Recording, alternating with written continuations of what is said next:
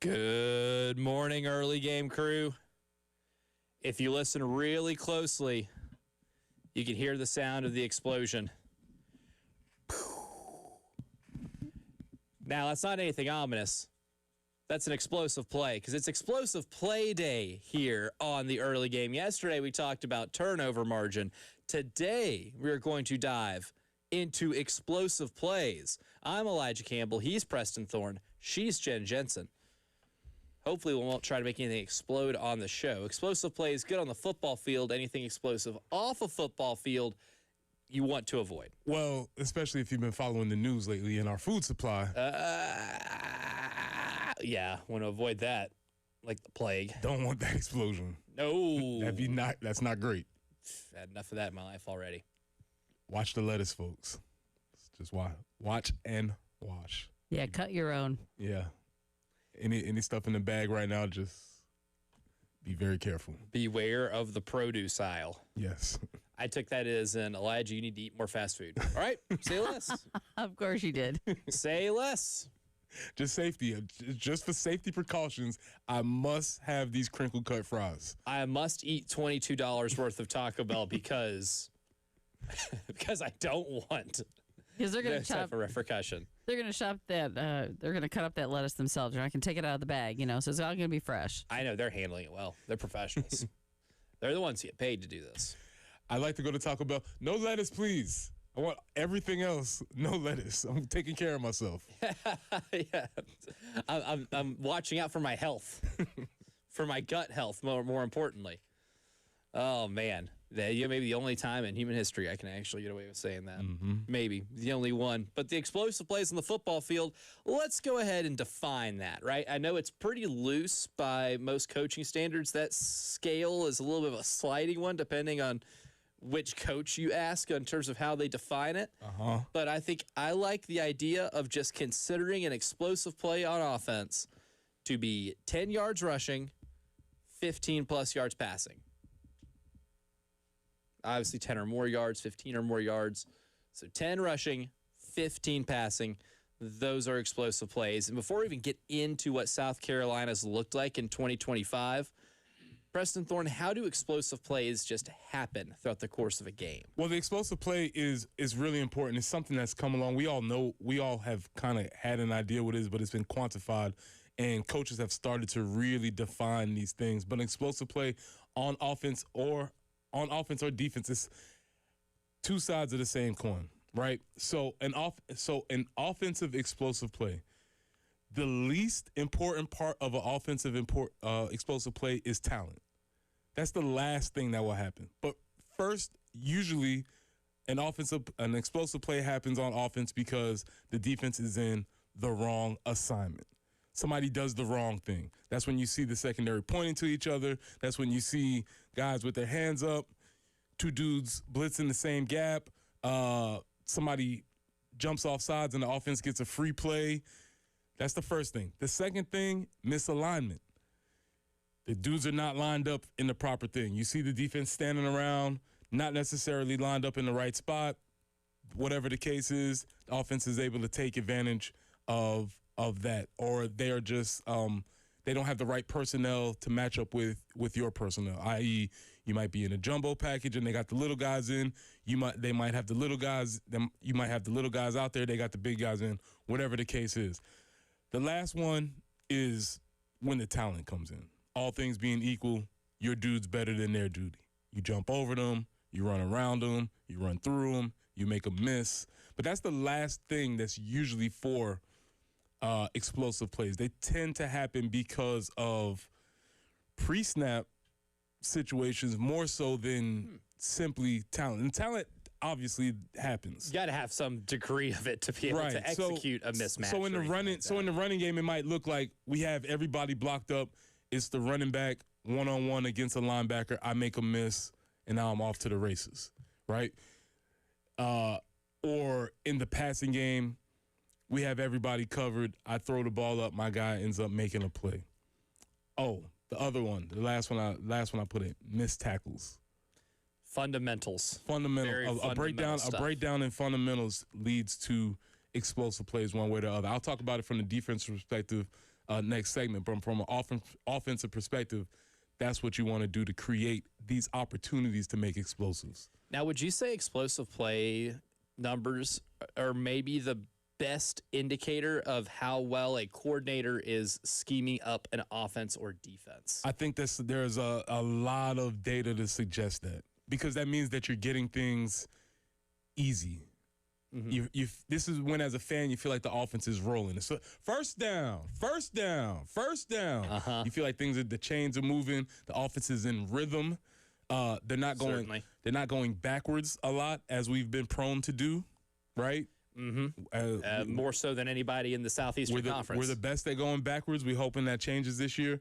But yes, I think explosive plays are the best indicator that an offense is in groove, and it's really accomplishing its objectives.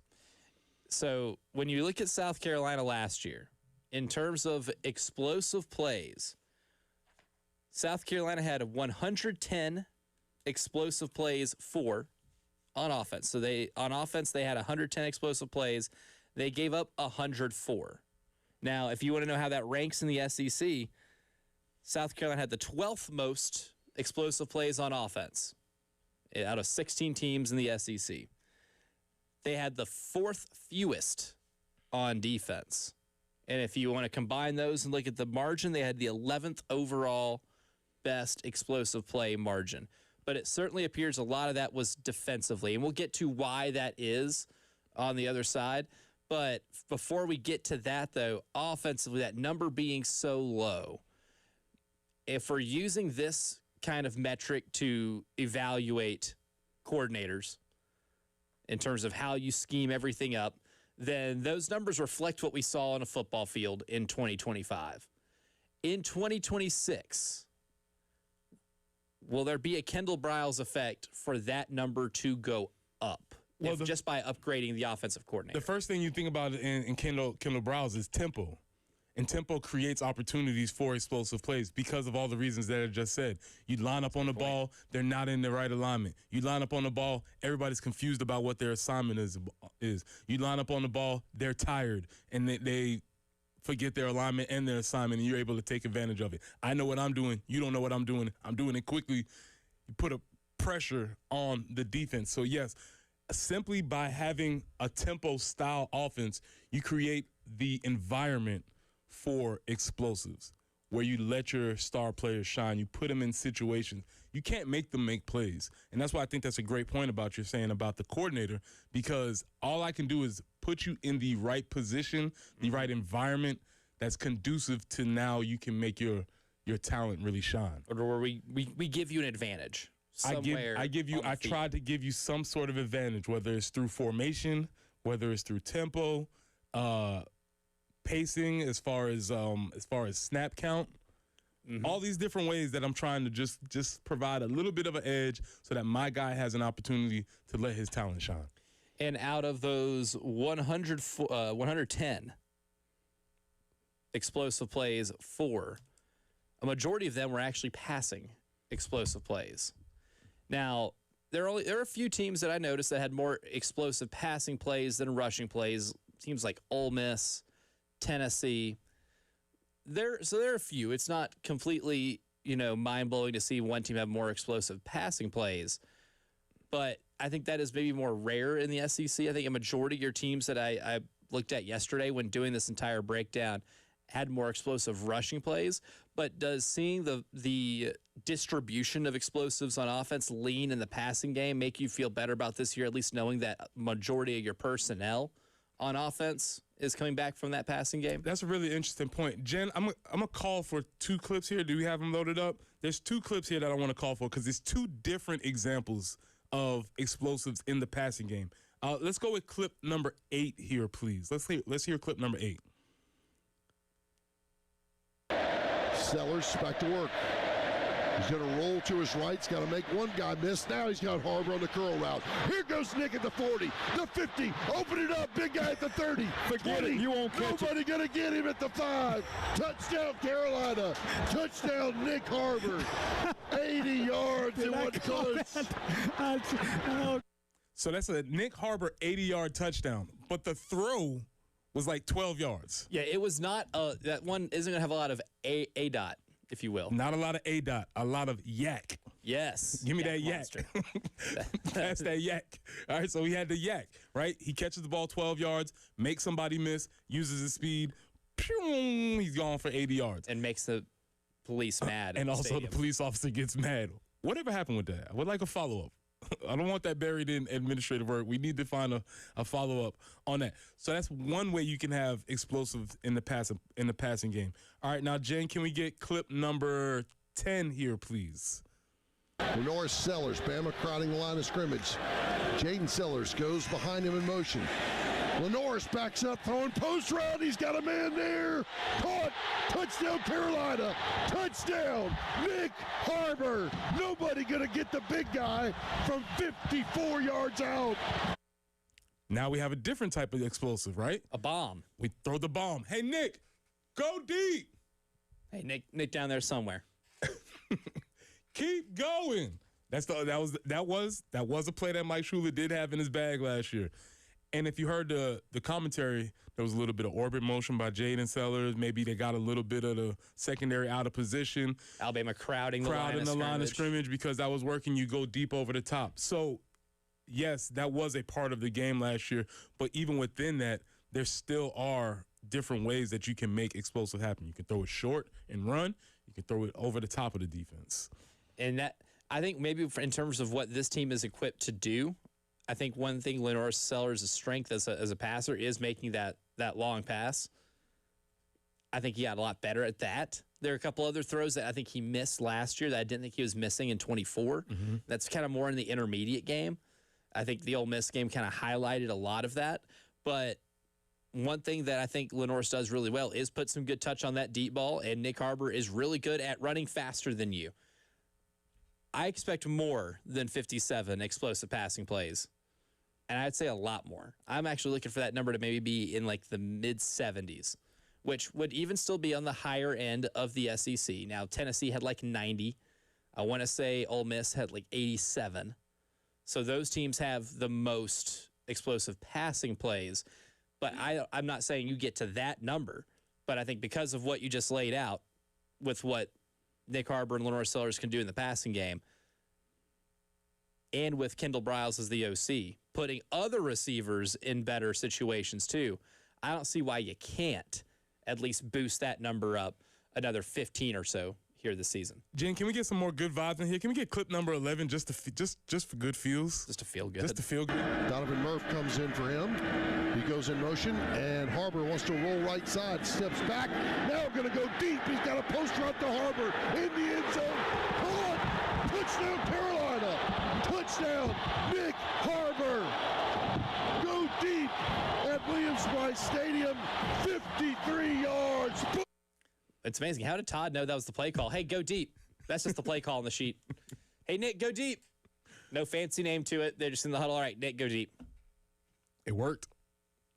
That works pretty well. It worked. It's Adele. Call it Adele. Mm-hmm. You know, doesn't she have a song about deep or something? Oh, yeah, something like that. Rolling in it, maybe. Oh, yeah, Rolling in Rolling it in deep. I think That's it's what correct. it is. That's correct. Wasn't allowed to roll in stuff as a kid. I'd get dirty. That was the best thing to do. It was. You know, at the behest of my parents. Still like doing it anyway. Those are some good feelings just to spread the good feels a little bit. And that's why Nick Harbor led the SEC in yards per catch, is because he did that a lot. I don't see why he can't do that a lot in 2026. But coming up next, though, there's a flip side to the explosive play coin. That's defense. South Carolina was pretty good at that. I'll give those numbers again, and we'll discuss what Clayton White's role is in helping his teams avoid explosive plays, and can they do it next season? Well, we'll discuss that next year in the early game.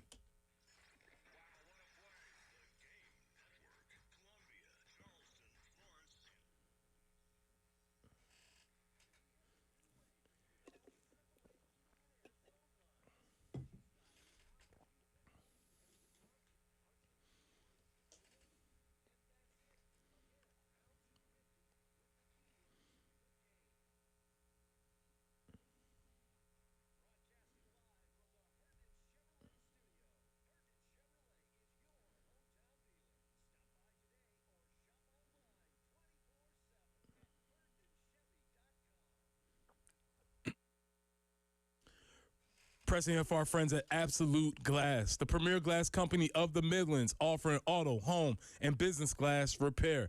If your glass is damaged, shattered, cracked, or broken, they can handle the job. Cracked windshield? No problem. They'll come out to your location and they'll replace it, usually for free, and they'll work directly with the insurance to take away the headache.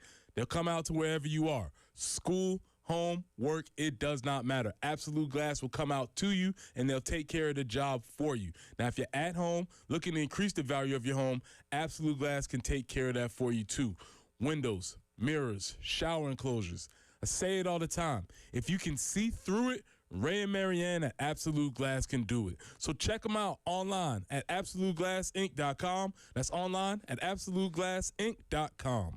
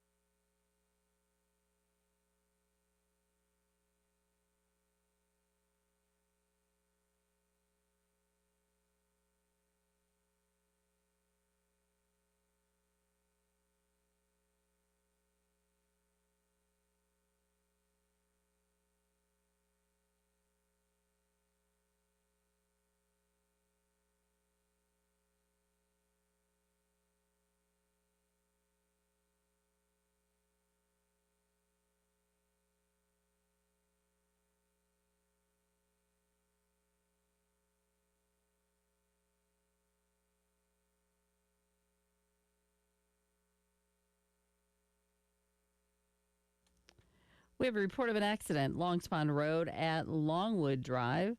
That's the only one in progress right now, and hope everyone's okay. And do be careful this morning. 98 for the high today, 99 tomorrow, 95 on Saturday. We will have sunshine today and tomorrow, maybe a couple afternoon thunderstorms tomorrow through Sunday, and possibly even into the start of the work week, maybe getting into that kind of summer-like pattern. Right now, though, starting off the morning kind of warm, it is 76.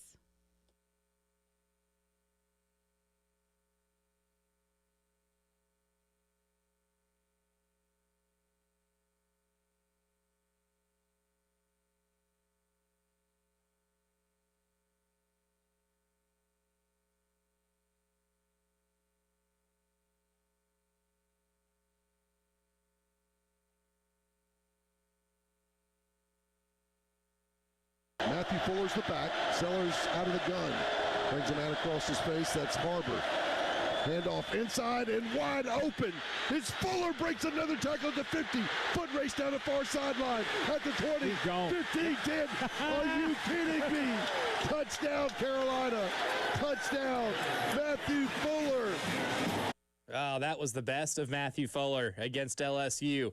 Unfortunately, it was the last of Matthew Fuller against LSU because he scores that 75-yard touchdown, breaks the game wide open, makes it feel like a whole new ball game, and then he got to clock out. You know how we joke sometimes when Jen says something funny before 6:05, and we're like, oh, wow, yeah, Jen clocked in at 6:03. All right, you're done for the day. Matt Fuller clocked in the first half of that game, and he said, know what? Peace. Don't give me the ball. And now we have a new running back coach. And that's why. I think that's a good example as to why. And Matt Fuller may be your starting running back this year. Mm-hmm. That was what you heard right there, one of the 53 explosive running plays for this football team last season. Again, an explosive running play defined as any rush 10 yards or more. That was a lot more than 10 yards. Correct. Now, the other side of the explosive play coin, Preston Thorne, is defense. Mm-hmm. Not giving them up. If you are really good at not giving them up, you're going to win a lot of explosive play battles. Now, there are plenty of teams in the SEC that I looked at, and we'll get into more of those specifics later, that maybe didn't have a ton of explosive plays on offense like you would think, but they were high up in explosive play margin because they were so good at not giving them up. You talk about this being a really good reflection of how your coordinators are. South Carolina was 4th in the SEC in terms of explosive plays surrendered last season. And I think they were, for the entire season, only gave up 104. What does that say about South Carolina's defense, at least under Clayton White, to have the ability to avoid giving up those massive plays? Fundamentally sound. To me, that is a better indicator of the strength of your defense than turnovers. Turnovers are awesome, but turnovers are random. Turnovers are not entirely within your control, and you don't necessarily know when they're going to happen. So a lot of times when defenses say, you know, we're focused on getting the ball, we turn the ball over, it's like, yeah, that's cool, but that's not necessarily, to me, a good strength indicator of your defense. To me, the least explosive plays that you give up, the better the health of your defense is on a play-to-play basis. The reason why? Because, and if you were listening last segment, just take what I said and flip it. If you're just tuning in, here's the reasons why big plays happen on defense. Missed assignment.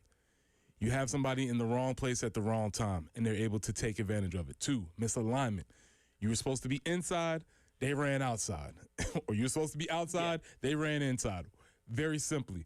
Last but not least, tackling. If you watch that play from Matt Fuller just now, the play was there.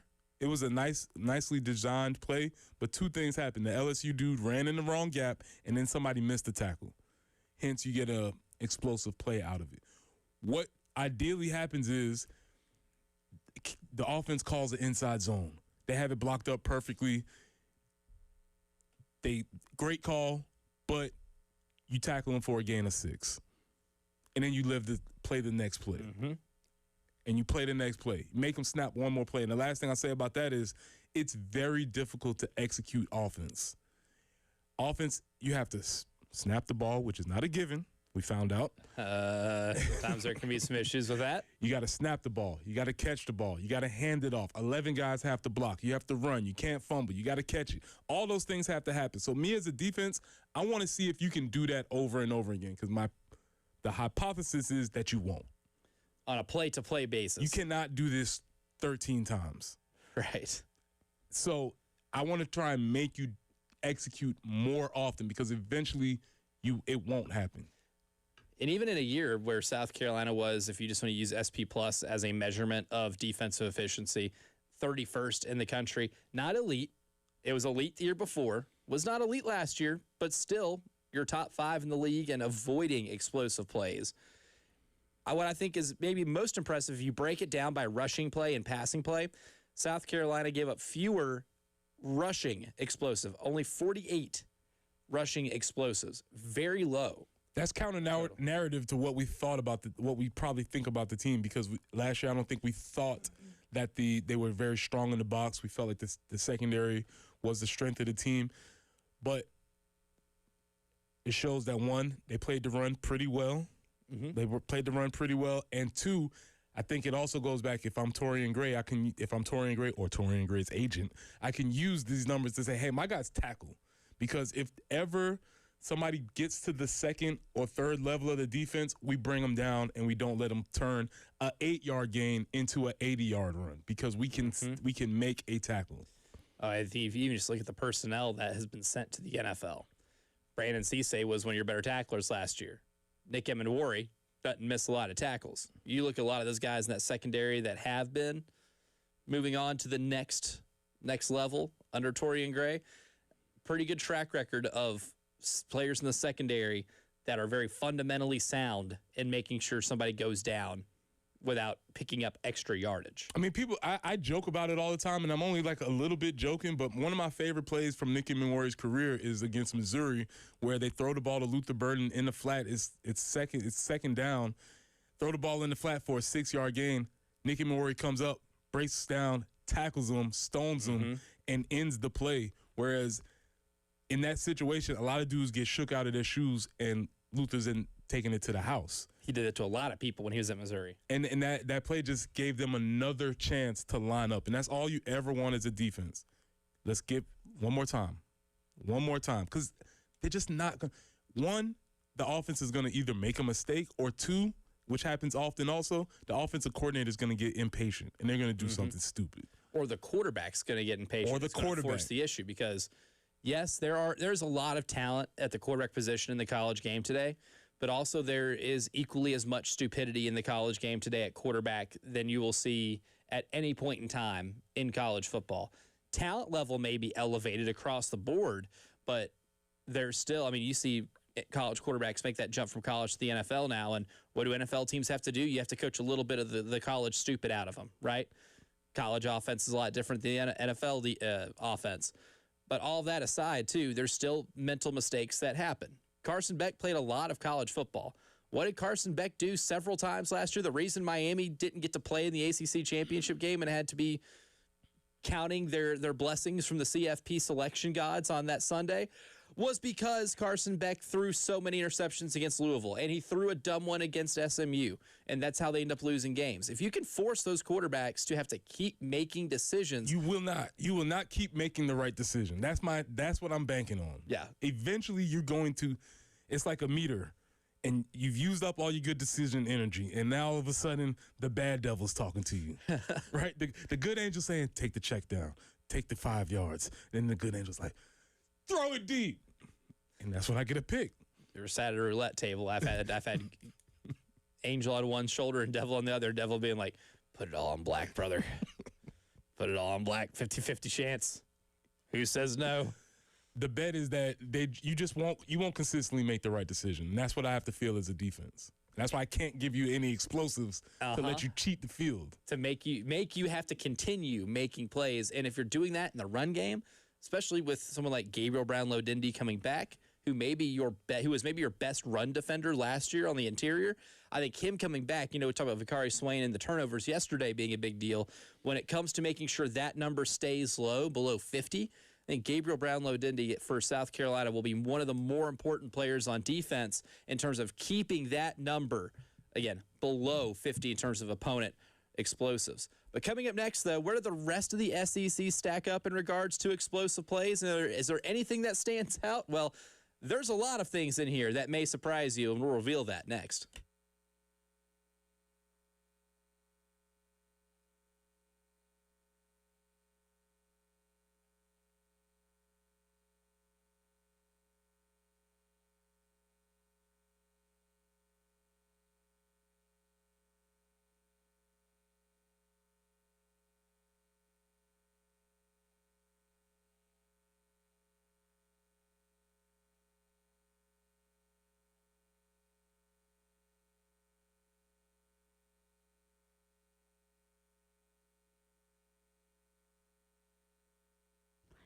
It's Jen for CHW Cabinetry in Lexington. Have you checked them out yet? Have you been thinking about making some adjustments to your pantry, maybe to your closet? Maybe you're building a home office workspace, looking to build an outdoor kitchen. You should check them out. CHWCabinetry.com. We had such a great experience with them when we had to redo our kitchen. It was not something that was planned, but we had to redo the kitchen. I had a great experience with them. So good that updating a couple of bathrooms, it just made absolute sense to reach out to CHW Cabinetry to get new cabinets for those bathrooms. I do encourage you, if at any point you're looking to make some updates in your home, you need some cabinetry, they can certainly help you out. Like I said, this website is chwcabinetry.com. Call them at 803-520-6837. Tell them Jen sent you. CHW Cabinetry, locally owned in Lexington. Passion from inspiration to installation.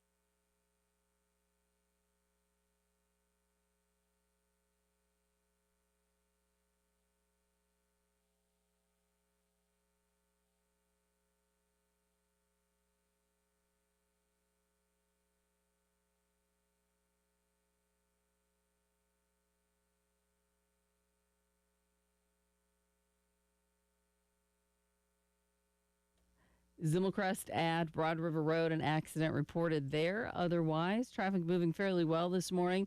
Sunshine today, sunshine tomorrow, at least in the early part of the day. 98 and 99 today and tomorrow. Of course, heat index could be elevated beyond that. So Few hot days ahead. 95 on Saturday with some scattered afternoon thunderstorms and potentially isolated thunderstorm activity for once we get into tomorrow afternoon. Could be for several days. Right now, though, starting off the morning at 76.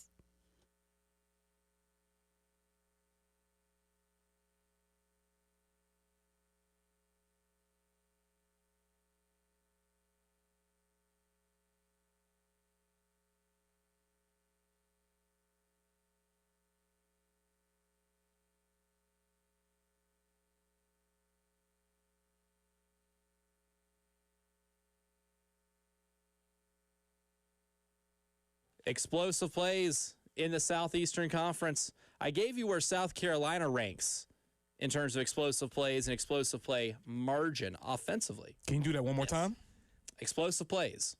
Rushing plays of 10 yards or more. Passing plays of 15 yards or more. Offensively, South Carolina had the 13th or 12th most on offense, the 4th fewest on defense, fewest being good. Overall, they were 11th in explosive play margin. A couple of notables when finding the data and putting all of this together. Would you like to guess who had the number 1 most explosive plays on offense in the Southeastern Conference last year? This one, not surprising. I'm trying to think of an offense that was especially explosive. Texas? Good guess. Texas actually ended up being 9th. Really? Yeah, only 140 on the season. One was Ole Miss at 187. Okay, yeah. That makes sense. That makes more sense. Number 2, Arkansas. Do tell. Arkansas had 172 explosive plays last year. Now, would you like to guess how many they gave up? They weren't good, but they were fun. They were my kind of team. If you're going to be 2-10, be explosive on offense and then let the other team have some explosive fun. So this is where the idea of explosive play margin comes in. Bingo. That is why I wanted to find explosive plays against. Now, regrettably, it did take me a long time to put all this together. But they did give up 153 explosive plays. 153. That was, as you can imagine, last in the SEC by a lot. So their games were like track meets. Inject that right into my veins, brother. Fireworks. Scoreboards lighting up. Like the 4th of July, baby. It was great. It was great. But the top 5 in offense was Ole Miss at 1 with 187, Arkansas at 2 with 172, Vanderbilt was 3rd at 160, Texas A&M 4th at 153, Tennessee 5th at 151. Then you get to the best defenses. We had a tie for first. And this means that they gave up the least. Yes. Mm-hmm. Missouri and Oklahoma both only gave up 86 explosive plays last year. Tied for the best in the SEC. Georgia right behind them at 87, and then South Carolina at 104. Ironically enough, Kentucky and Auburn tied for the 5th fewest at 105. But if we get to the explosive play margin, Missouri had the best explosive play margin in the SEC last year at plus 59, meaning they had 59 more explosives than their opponent throughout the course of the season. Georgia was 2nd at plus 57. Ole Miss 3rd at plus 55. Oklahoma 4th at plus 38. Vanderbilt 5th at plus 36. Then after that, you had Texas A&M, Alabama, and then tied for 8 was Texas and Arkansas. Then you get Tennessee that rounds out the top 10. But you had a lot of teams that made the college football playoff in that top 5. You can get really nerdy and get into the differences between Mizzou's margin and Georgia's margin because they came about it 2 different ways, right? Uh-huh. So Mizzou, they have a large margin because they created a large amount of explosive plays, right? Mostly in the running game. They had about 90 explosive running plays last year. It makes sense. They're running that outside zone. They're doing it over and over again. Eventually, something's going to break. Georgia gets into turnover margin because they don't give up many. Mm-hmm. They didn't give up many, and they still had enough to get them high on this list. I say that to say there's various paths to success, but the idea of turnover margin is a newer metric that people are really focusing on and looking at for success of your team.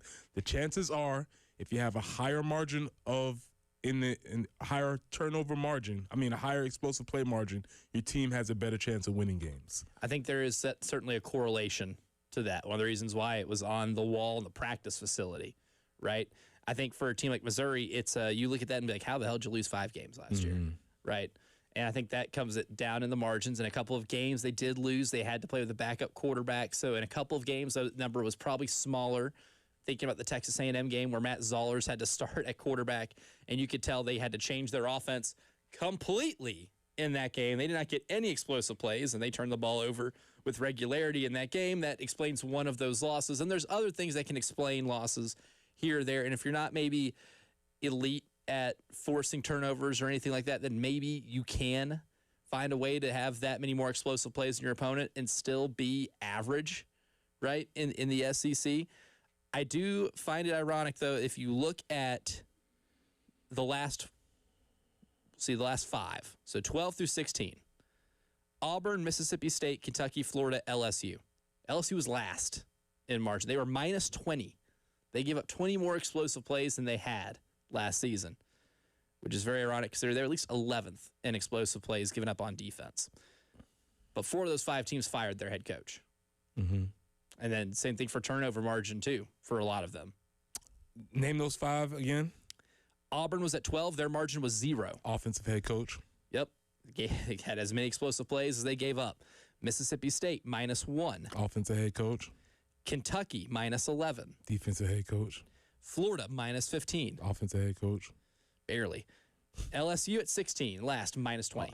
The pattern I was trying to find is this idea that if you're an offensive coach, you better be producing some explosive plays. Yeah, that's what you're brought in. What are you here for? Right. You know what I'm saying? Like, your job is to make things happen. And if it's not happening, sayonara. Kick rocks. Yeah. Nice knowing you. Yeah. But that's one thing. I try to find maybe a correlation between, kind of the same way yesterday with turnover margin. How much does this impact winning? And I don't think it's, any coincidence that you have your better teams having really good margins. Georgia and Ole Miss, you could probably look at as the 2 best teams in the SEC last year. They were 2 and 3 on this list, and for 2 different reasons. Ole Miss would give up some explosives. Ole Miss actually ranked 13th. Well, just think about that game. Think about how that game played out with Georgia and Ole Miss in the CFP. Tight game. Georgia doesn't do the one thing that they're known for doing, and that's not giving up explosives. Avoiding the explosives on a 4th down. That's the game on the line. That's what they are built on, and they could not get it done in that moment, and Ole Miss makes a play. That's really interesting that it turns out that way. Yeah, makes an explosive play. Mm-hmm. So the more I looked at this, the more fascinating it is when you look at South Carolina's place in the SEC in that regard. Only 8 behind Tennessee at 10. They're the last team in the SEC to have a positive ratio. South Carolina was at +6 on the year in terms of explosive play margin. And if the offense wasn't so bad, then you had a chance defensively with them being so good at avoiding them. You could have been in. Maybe the Kendall Briles effect last year could have resulted you in being in the top 8, in terms of explosive play margin. And that would make a huge difference in terms of how you would have looked at last season. But coming up next, though, did England blow it or did Argentina win it? And this Global Goblet final actually has been 19 years in the making. And we'll tell you why when we give you our Global Goblet update, brought to you by the British Bulldog, next here on the early game.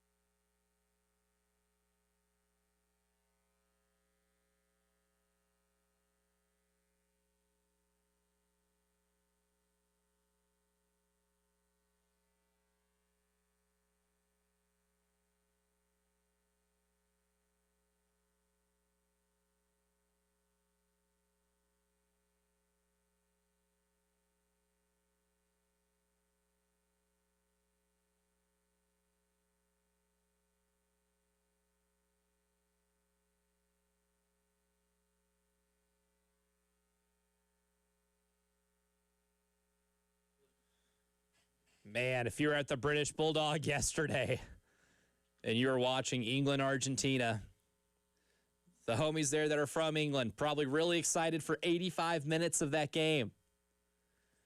And England does what England does, which is blow it. They give up a goal. And then after giving up that goal in the 85th minute, early in stoppage time, they give up this. McAllister libre, McAllister Paul otra vez, y va Messi, primero Spence, Maca, Messi engancha y va, tiró con la derecha.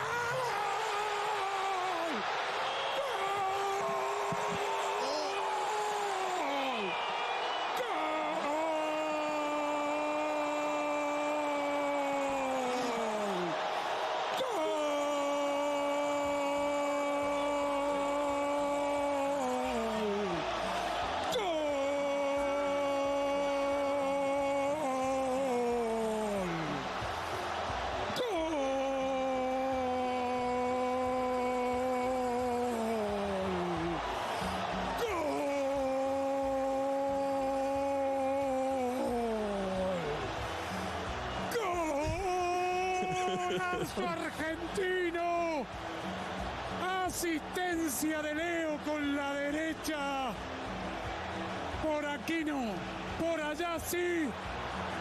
Can I just say the Kermit meme that he's going, like flailing arms like that? That's all I'm seeing. Somebody's gonna have to attach those online. I like that. I like that. You thought Gus Johnson's soul was sent into another stratosphere after Omar Cooper's touchdown against Penn State last year?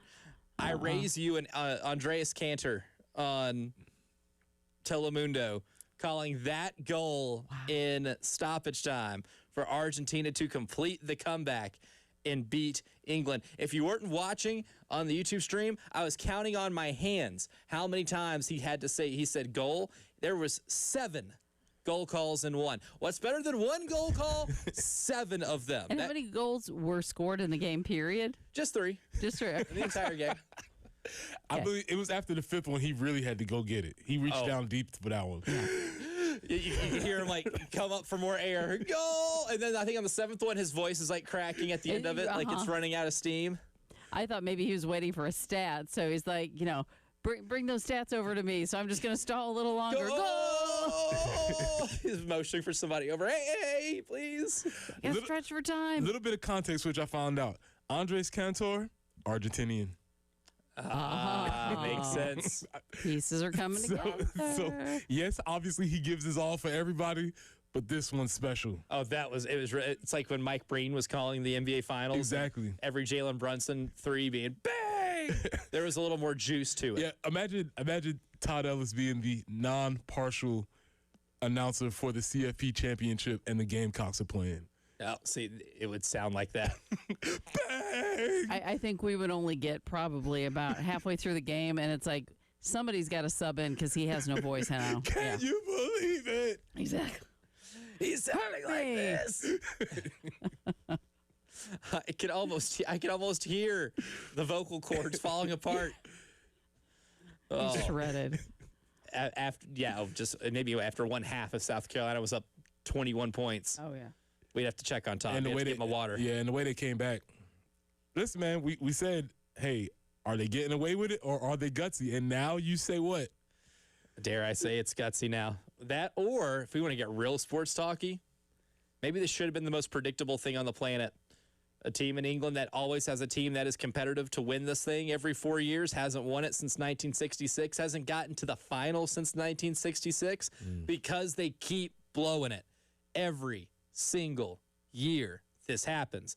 And maybe it should have been, the writing should have been on the wall that the one program that keeps blowing this every single year that it happens, that always finds a way to lose in this spot, was going to lose against a team that always finds to win in this spot. So maybe, yeah, gutsy. I think we can call it gutsy now, even though in this entire run, I don't think Argentina has led in this entire run in the knockout round until stoppage time.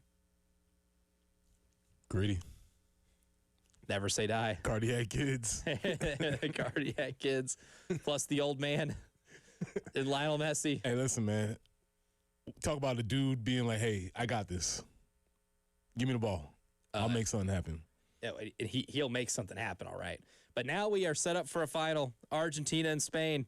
And that picture of Lionel Messi holding Yamal when Yamal is a baby. Basically looks like he's baptizing him. It does. It does. Those two are playing for a international championship.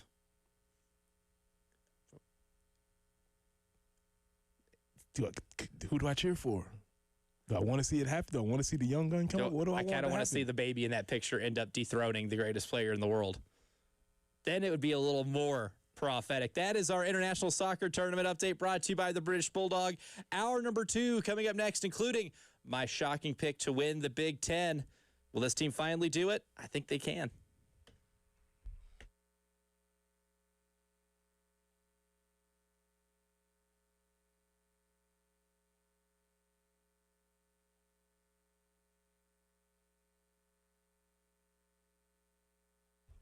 The weather lately has been fairly moderate. We've had overcast, we've had rain. It's been pretty decent, but this is July. This is Columbia. It's going to get hot. And when it does, you need to call the folks from AAA Heating and Air, because at AAA Heating and Air, your home comfort is their top priority. You don't need to wait for it to get hot in order for you to know that it's going to get hot. And the folks from AAA Heating and Air will help you take care of your system and get it ready to be working in prime condition. And if you want even more peace of mind, you can ask about the AAA Comfort Club, where you can enjoy priority scheduling, flexible visits, and exclusive discounts on all future services. Take your home comfort to the next level and beat the heat before it hits. Call AAA Heating and Air today at 803-920-3771. That's 803-920-3771.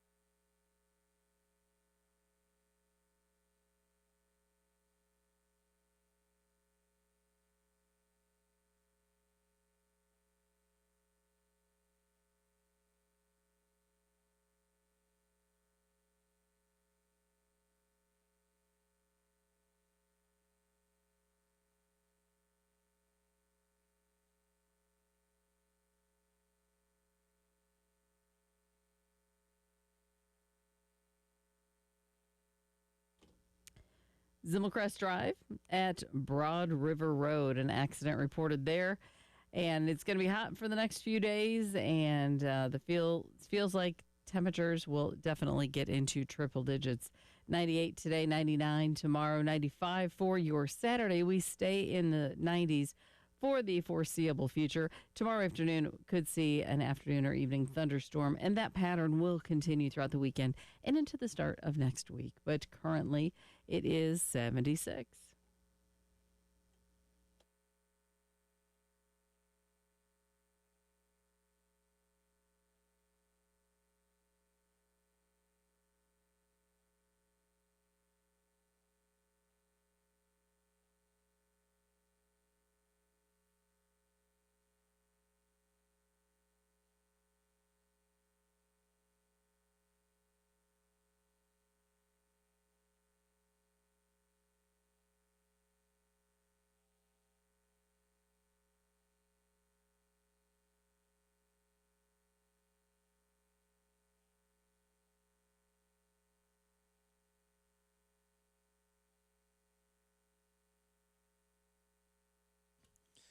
Hour number 2 of the early game starts right now. I'm Elijah Campbell. He's Preston Thorne. She's Jen Jensen.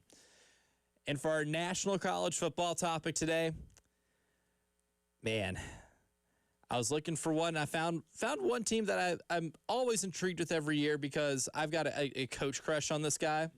If I was a high school football recruit and I was a 5-star guy, I could go wherever I wanted, and I'm only making the decision based on who I would play for, Dan Lanning's probably that guy.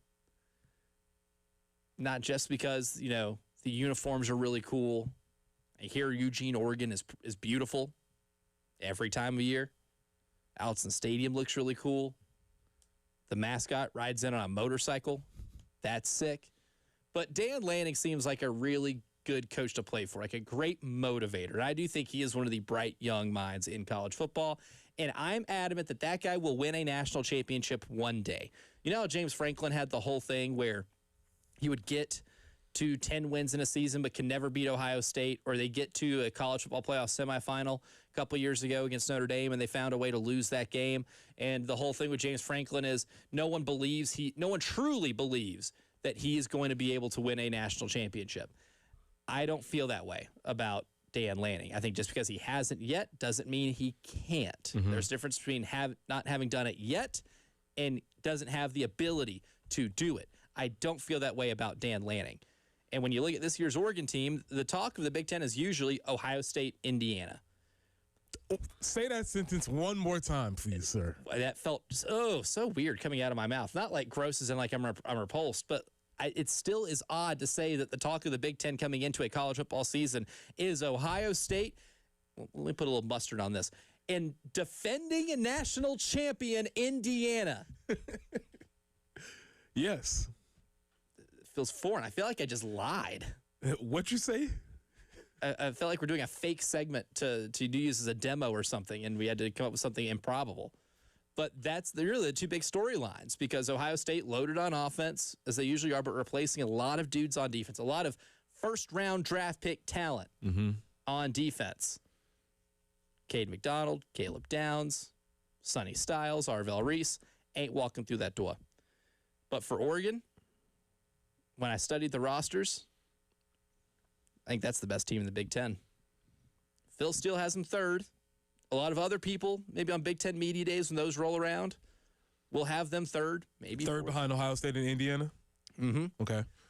I say Oregon wins it. I went ahead and put my first bold prediction of the offseason in national college football, why Houston upsetting Texas Tech on the third Friday of the season. My second one is that Oregon will win the Big Ten. Now, does Oregon play both of these squads? Oregon does play, not Indiana this year, but they will go at Ohio State on November 7th, and then on November 14th, they will host Michigan. Now, in terms of the toughest games, actually, maybe if there's a roadblock there, September 26th at Southern Cal may end up being one of the tougher games. But I think this is the year for Oregon. I think they actually have it on both lines of scrimmage. They're insanely experienced, and clearly the talent in terms of who they recruit every year out of the high school ranks, always going to be elite. Whoever's coaching at Oregon is going to have infinite advantages, but Dan Lanning's a really good recruiter on his own. Offensive line, they've got a couple of dudes that are all-American caliber. And if I'm not mistaken, they've had, even one of the transfers, right? Michael Bennett. Not that Michael Bennett, different Michael Bennett. His offensive line. He's a right tackle. Was a two-time all Ivy League player at Yale. Now, that's going to be an adjustment period, but if that's the weak link on your offense, the only question mark on your offensive line, I think you're in pretty good shape. This is an offensive line that can win the Joe Moore Award. This is a defensive line that's got Mateo Uiagalelei, DJU's younger brother. Okay. Who is NFL caliber off the edge. Bear Alexander, who is U-Haul Hall of Fame. Oh, man. This guy's still in the game? Uh-huh. This is number 6. I think so. He's been at a lot of schools. USC, Georgia. I can't maybe remember 5, but yes. He's been everywhere, man. Poster child. Yeah, he is. When we think of the great U-Haul All-Americans of our time, Bear Alexander's on that list and the all-name list, because if your name is Bear Alexander and you play on the line of scrimmage, you better be a mauler. But he had his best season at the interior defensive line last season at Oregon. He was a guy who was a blue-chip prospect, finally putting it together, right? So he's experienced, well-traveled, really good. Oh, yeah, and they replaced first-round draft pick of Jen Jensen's Chicago Bears, Dylan Thieneman, with the number 1 available safety in the transfer portal, Coy Parrish out of Minnesota, a guy who was a first-team All-Big Ten caliber dude. They're great in the secondary. They have a solid linebacking core. They're great on the lines of scrimmage. Oh, yeah, and they bring back Dante Moore, a guy who's going to be a first-round pick in the NFL draft this past year. He came back to school. Oh, and if anything happens to Dante Moore, they have former number 1 recruit in the country, Dylan Raiola, backing him up. I'm really interested in that strategy that they've been employing, is basically redshirting the star transfer quarterback. This is the second time they've done this, right? Because Dante Moore did this. That's a really interesting strategy. I'm not sure how that works as far as payroll is concerned or roster construction, but yeah, they definitely have a more than capable backup if that happens. Of local note, because every story is a local story, Chris Hampton, former Gamecock, is the defensive coordinator out in Oregon. He was an assistant DC last year. He's been promoted to DC at Oregon, so that's something that if you're always paying attention to our alum and our alumni across the country. He's done extremely well. Was on that Willie Fritz staff at Tulane. Winner has been winner for sure. He's been interviewing. He's on a, I can't say rocket ship, but he's very young in the game, and he will be a head coach here shortly. He will. Kind of like what Will Stein was as the offensive coordinator at Oregon. And one of the reasons why I'm not too terribly concerned about Oregon's offense in terms of continuity is that Will Stein, while the primary play caller, did share offensive coordinator duties last season with Drew Maringer, who was the co-OC and tight ends coach. He just basically takes the job of being the OC and the full-time play caller now. And Will Stein was great, but I think there's a lot of continuity there. They're going to run the same offense. They're not going to change up a lot of things. Also, Preston Thorne, you'll like this. They run the ball incredibly well. They don't have one individual rusher that went over 1,000 yards that's coming back, but they have 2 guys coming back that were averaging 6 yards a carry. And then, De'Aaron Hill averaged 8.7 yards per carry as a freshman last year. They run the ball incredibly well. Evan Stewart had to miss the entire season last year. He was a wide receiver they got from Texas A&M, who was a blue-chip guy. He's going to be healthy and back next year. For some reason, their tight ends always produce. Kenyon Sadiq ended up becoming a first-round draft pick, and they replace him with a guy in Jamari Johnson, who was incredibly productive last year, too. They spread the ball around. They have so many playmakers that if you just look at their stats individually, they're not going to be eye-popping, but the cumulative numbers are really good because they can kill you with any of the weapons they have on offense. They also have a tight end on the all-time. That's what he looks like? Terrence Ferguson. Might trick you. Without a helmet, I guess. That's what he looks like. I've never seen Terrence Ferguson without a helmet. I have a feeling you're going to blow my mind. Because he was there 2 years ago. Really productive tight end. Would never have guessed. No, you're right. Would never have guessed. All time, that's who he looks like without a helmet type guy. Huh. Interesting. Shout out to Terrence. Low-key, though, they've produced some really good tight ends in the last several years. At least at the college level, they've been really productive and really solid. Well, if you think about last year, those games against Indiana and against Ohio State, the Indiana game I'm thinking specifically, I mean,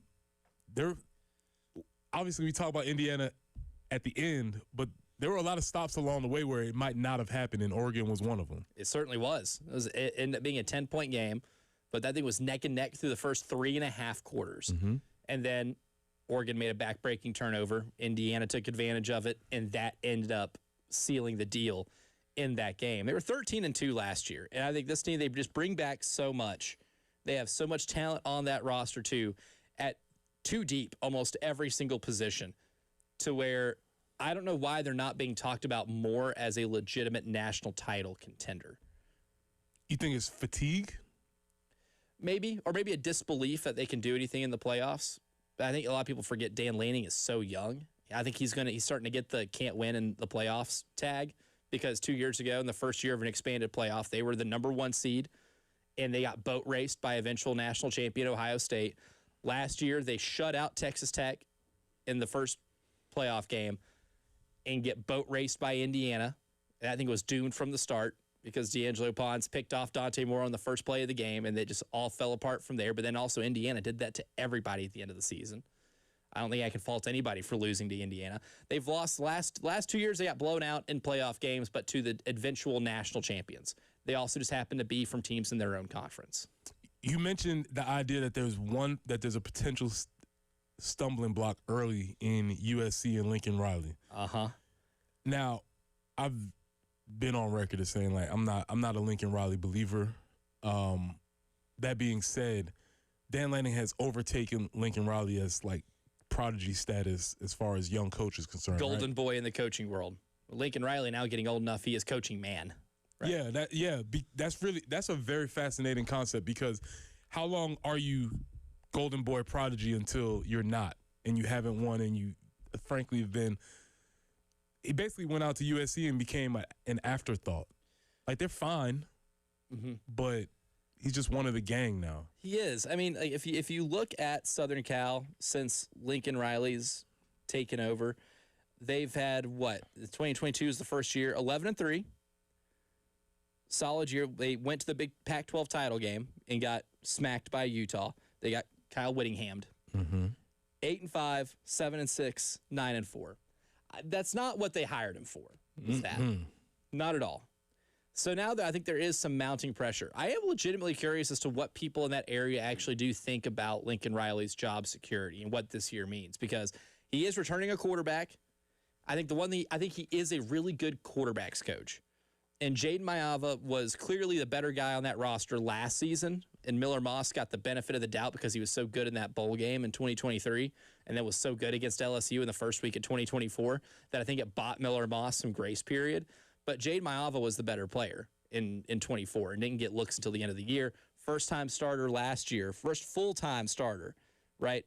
And he throws for almost 4,000 yards, 24 touchdowns. It's one of the reasons why Mekhi Lemon was able to be the Biletnikoff winner, is because Mayava found him so frequently. He does have a little bit of an interception problem. Threw 10 picks last year. If Mayava cuts that down, Southern Cal will be a lot of fun offensively. I just don't know how good they could be across the board defensively. Plenty of talent there. When you study the roster, you'll see some names that have, some good resumes attached to them, but can they actually bring it together to legitimately compete in this league? Because I felt like last year when they played Oregon, for example, both teams did go back and forth, but Southern Cal couldn't get the stops needed to win that game or avoid the turnover. Mayava did commit some back-breaking turnovers in that game that cost them, despite him making a ton of plays throughout that game to keep them in it. So I find them to be interesting. I don't think they're going to win the Big Ten by any means, but given the narrative around Lincoln Riley and what they have coming back this year, at least from the quarterback position and playmaker position, they'll be at least a fun watch. And that's going to be the first real test for Oregon's defense early. Yeah, but being a fun watch is not what they hired him to be. Being a fun watch is what you might hope for if you're not paying that type of money for your head coach or expecting to win national championships, or if you're Lincoln Riley escaping Oklahoma so you don't have to play in the SEC and then go into a conference that's won the last 3 national championships with 3 different schools. Out of the frying pan into the fire? That's what it felt like. But I think I've got my theory here now. Lincoln Riley and Dan Lanning have been the head coach at their respective spots now for 5. This is the 5th year for both of them, but Lincoln Riley was a head coach at Oklahoma beforehand. I'd say your line of demarcation from golden boy prodigy to you are now grown man in the college football coaching world, 5 years 5 years as a head coach. I'd say 5 at power conference football. Well, it's funny you should say that because there's a local coach who's coming up on 5 years. Right? Yep. And maybe some of the or 6. I think this is 6. Yeah. So by that qualification, a lot of the he's just learning, a lot of the he's building and he's growing and learning. Maybe a lot of those conversations we need to cease them. Yeah, I think now you're in the mature stages of your head coaching career. Interesting topic. We'll get back to that eventually. But coming up next, though, it's the early game morning meeting. It's Explosive Play Day. Explosive play for your life. We'll elaborate next.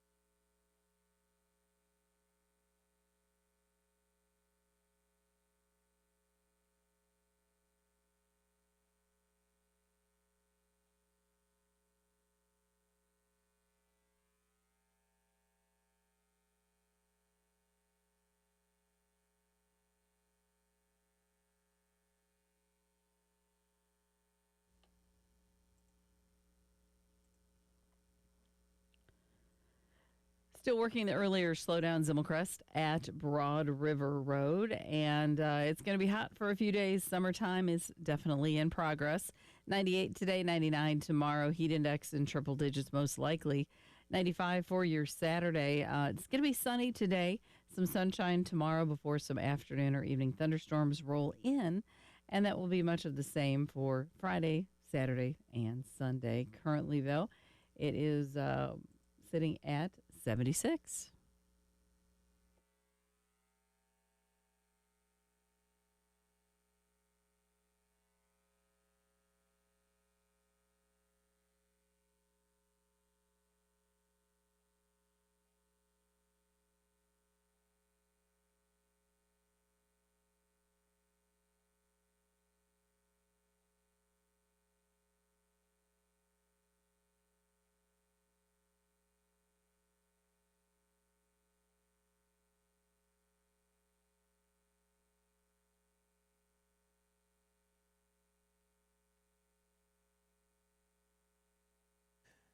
It's explosive play day here in the early game. We've been breaking down explosive play numbers for South Carolina from last year and the SEC and last year, and how can that get better this year? Well, for the morning meeting, we're going to put a little bit of spin on this because I want to channel my inner Jigsaw and ask Preston Thorne if you'd like to play a game.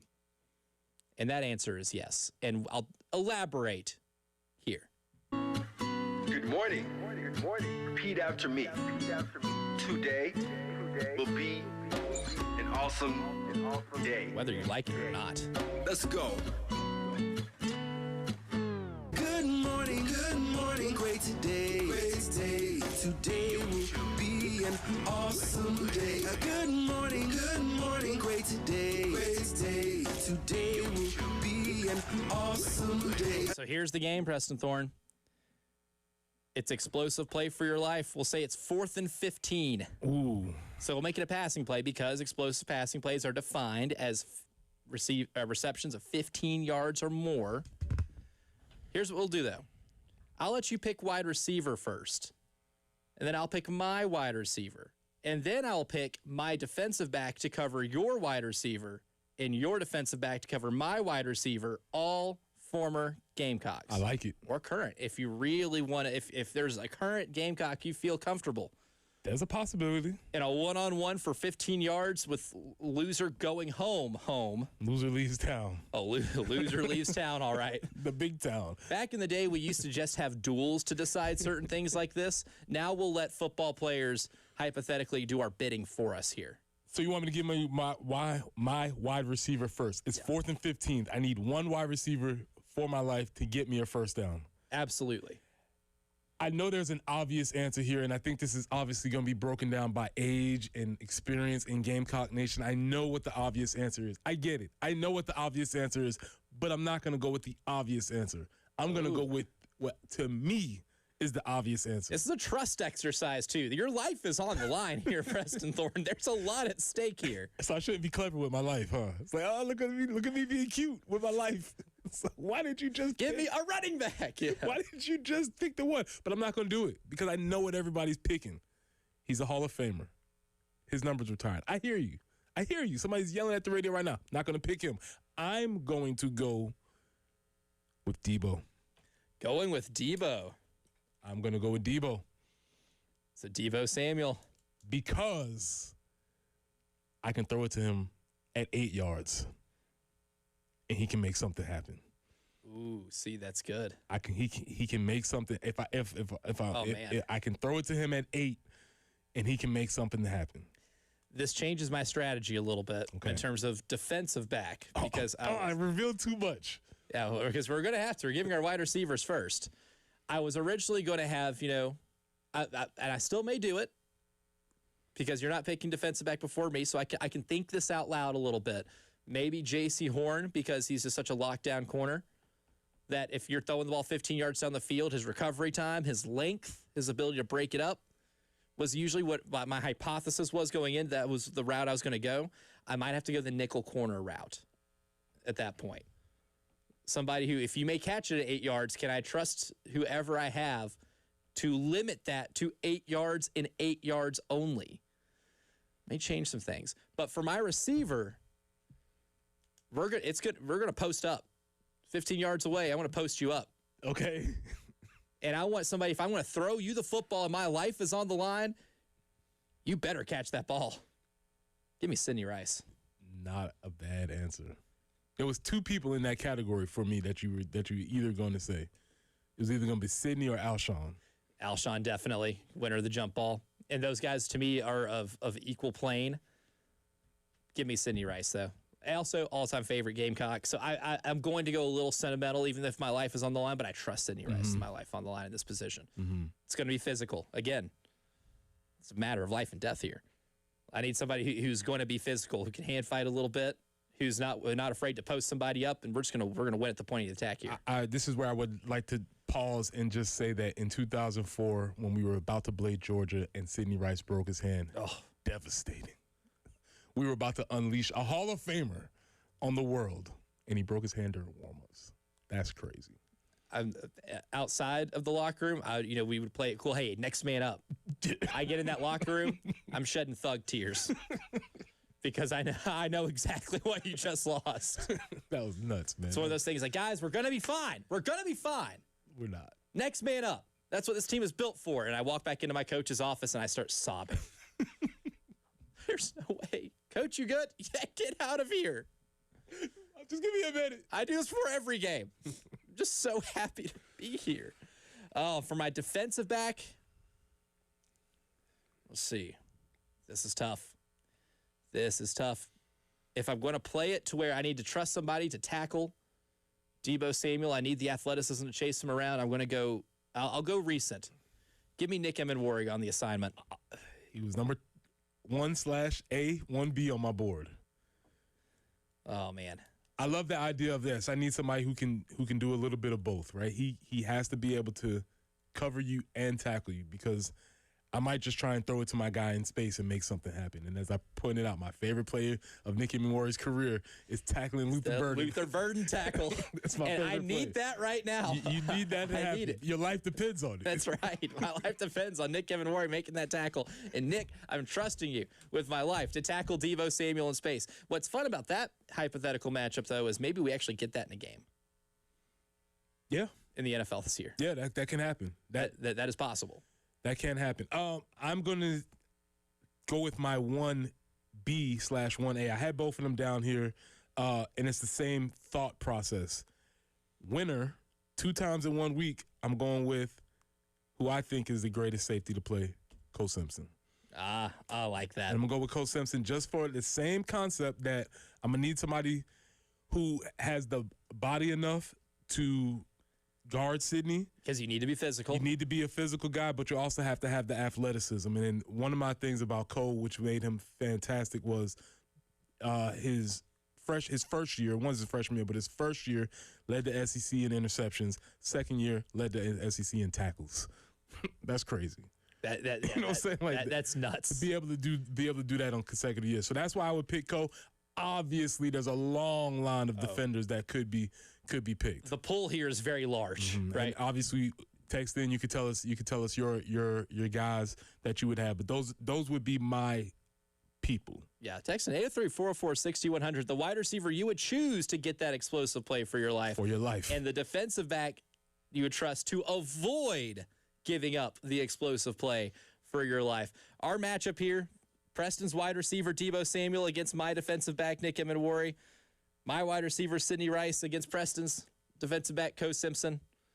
Also, if you just want to weigh in on who lives and who dies in this scenario, I'd be more than happy to find out whether or not my fate is sealed. R.I.P. I loved you. It was great. Hey, Mom. Yeah, you're never gonna believe the predicament I'm in. I'm just gonna need you to really cheer for Sidney Rice today, baby. They just threw a post up to Sidney Rice. I don't know how much longer this is going to last. All the important documents are on top of the refrigerator. You know where they're at. There's a will there somewhere. I wrote it up this morning. I hope somebody can read it. I just really need Deebo Samuel to pick up 15 yards here. Oh, weigh in on the Firehouse Subs text line 803-404-6100. But coming up next, we'll get back to Preston Thorne's fan exercise to find out his next favorite football team next.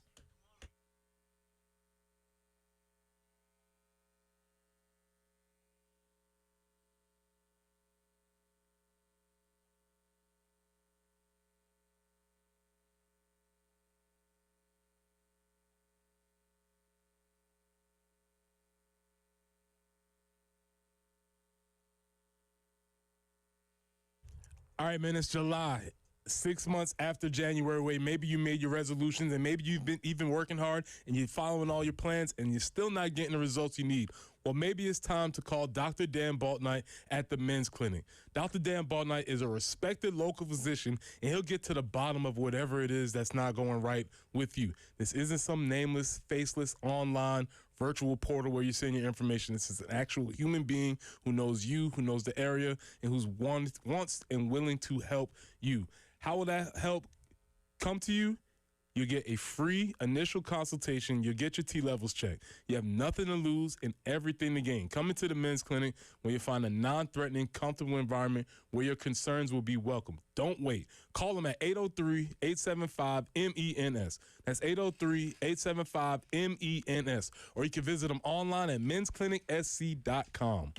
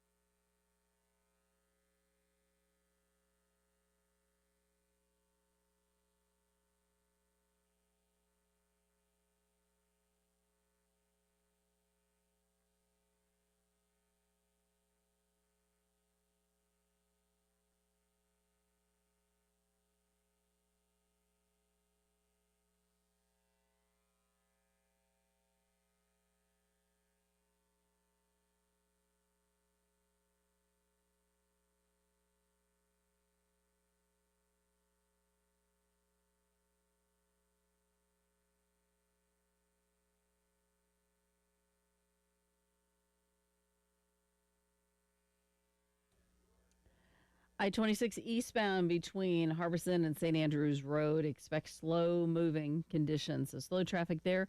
I-26 eastbound between mile marker 103 and 106. Just standard slowdowns for your weekday. No accident, so that's good news there. And it's going to be warm for the next several days. Summer is definitely in full swing. 98 today, 99 tomorrow. Heat index in, of course, triple digits. Maybe an afternoon thunderstorm tomorrow. 77 currently.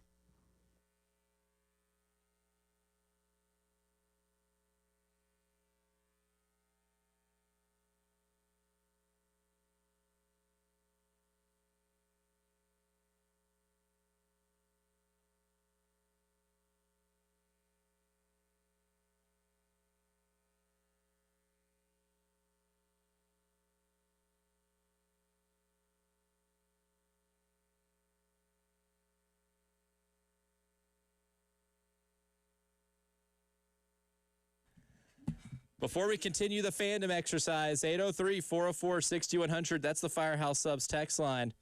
Trent, with explosive play for his life, he's going to throw the ball at Alshon Jeffrey. His defensive back to save his life is Sheldon Brown. Again, very difficult to go wrong on many of these selections. At position in the break, I'll take Sheldon Brown if this is a series, 3 out of 5, 4 out of 7. 5 out of 9, however long I can go to stay alive. Just keep making this thing keep going. Series is an explosive play series. But yes, over time and consistency, I think I might take Sheldon. But in the one-off, very difficult to go against Alshon. Another texter says Alshon Jeffrey and Stephon Gilmore, hands down. Long live Elijah. So I guess that means Preston. I'm sorry. We killed Preston this morning. No. The documents are on top of the fridge. He was wonderful. He was a great man. He was a wonderful Northeast resident. Wonderful Northeast Columbia resident. Northeast Columbia resident Preston Thorne, no longer with them. Dave, there's an envelope with your name on it by the book. Look at the book. It's on the 150th page. He was just a chicken. Oh. It was just a chicken. Oh, man. Oh, it would be a terrible way to go out, though.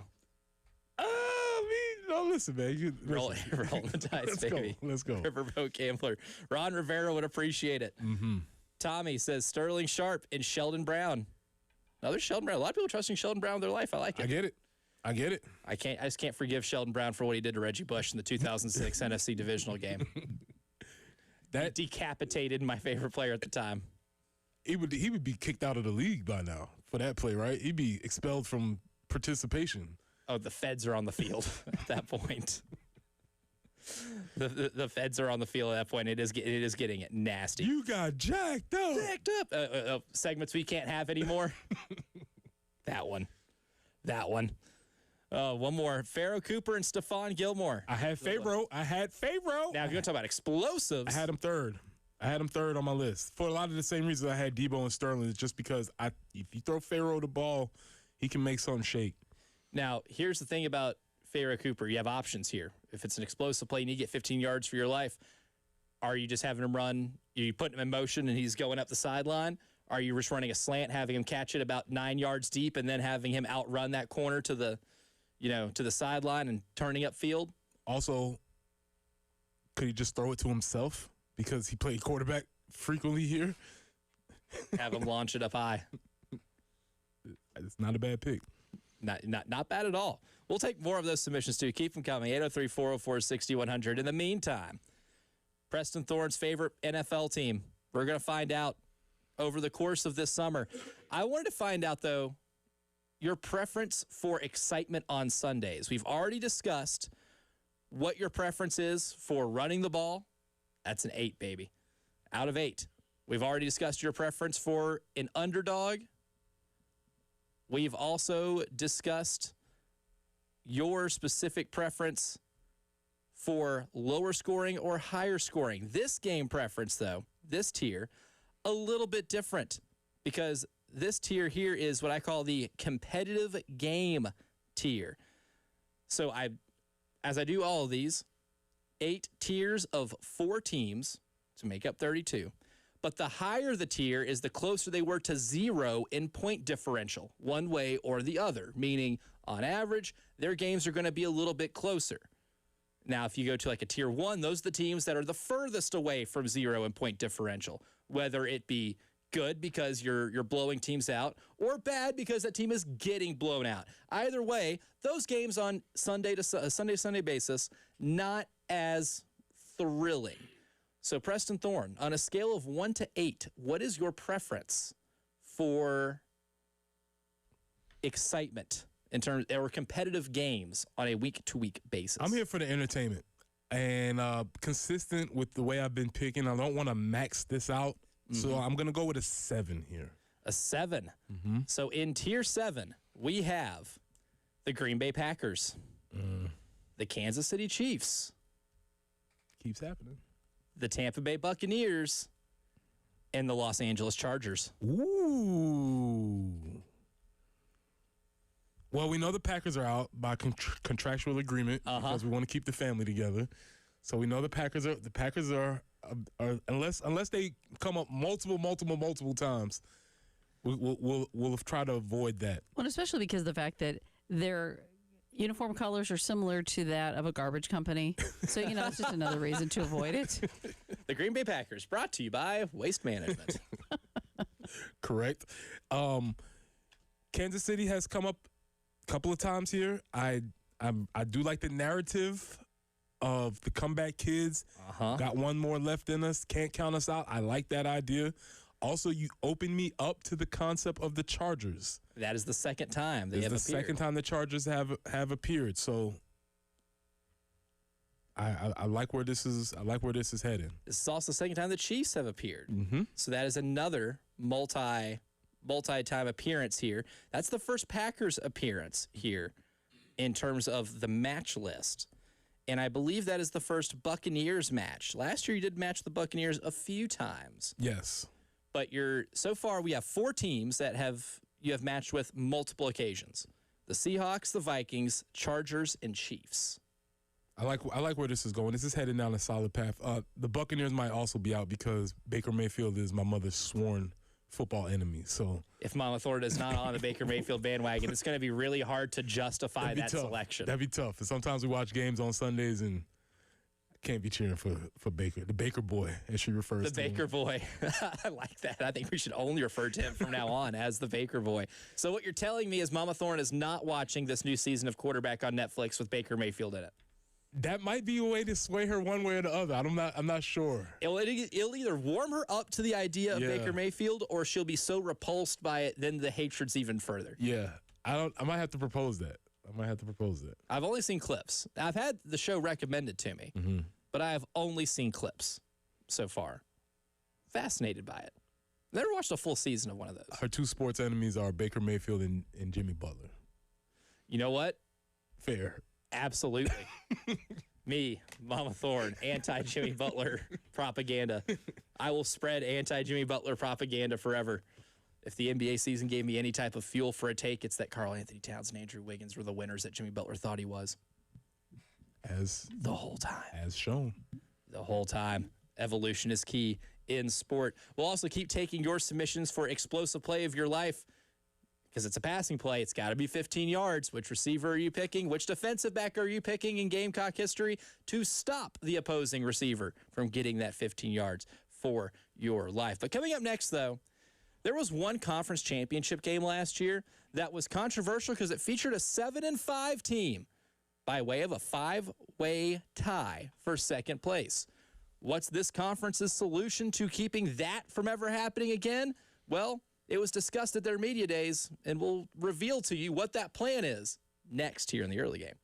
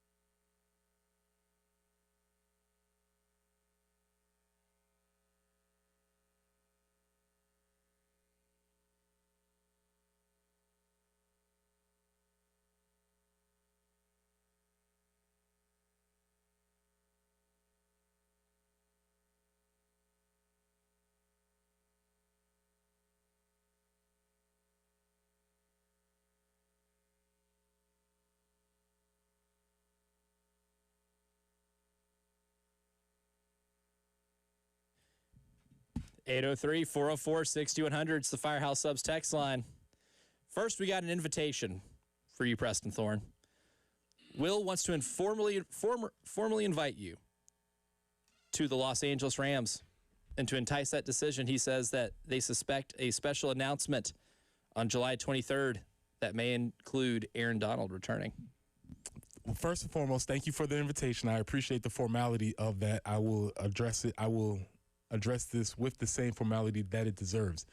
You're speaking to my heart when you say number 99 is coming back, because it had pained me. It's pained me to admit that he's the best 99, better than my 99, Warren Sapp.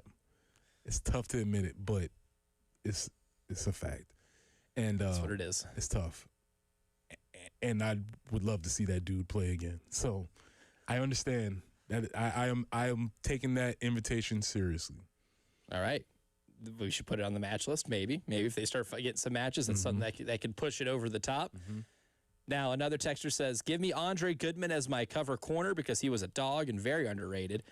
Wide receiver, easily Sidney Rice. Shout out to Goody, Greenville in the building. Yeah, Andre was awesome. One of the greatest stories about Andre, he came back from a gruesome knee injury to come back for his final year, played for a long time in the NFL, was one of the best cornerbacks we had, obviously. Now, Travis texts in and says, here's mine. Troy Williamson can make a 3-yard catch turn into a 60-yard catch in the blink of an eye. Can't happen. And then to lock down the other person's wide receiver, says J.C. Horn. The inventor of the seatbelt gang. That's right.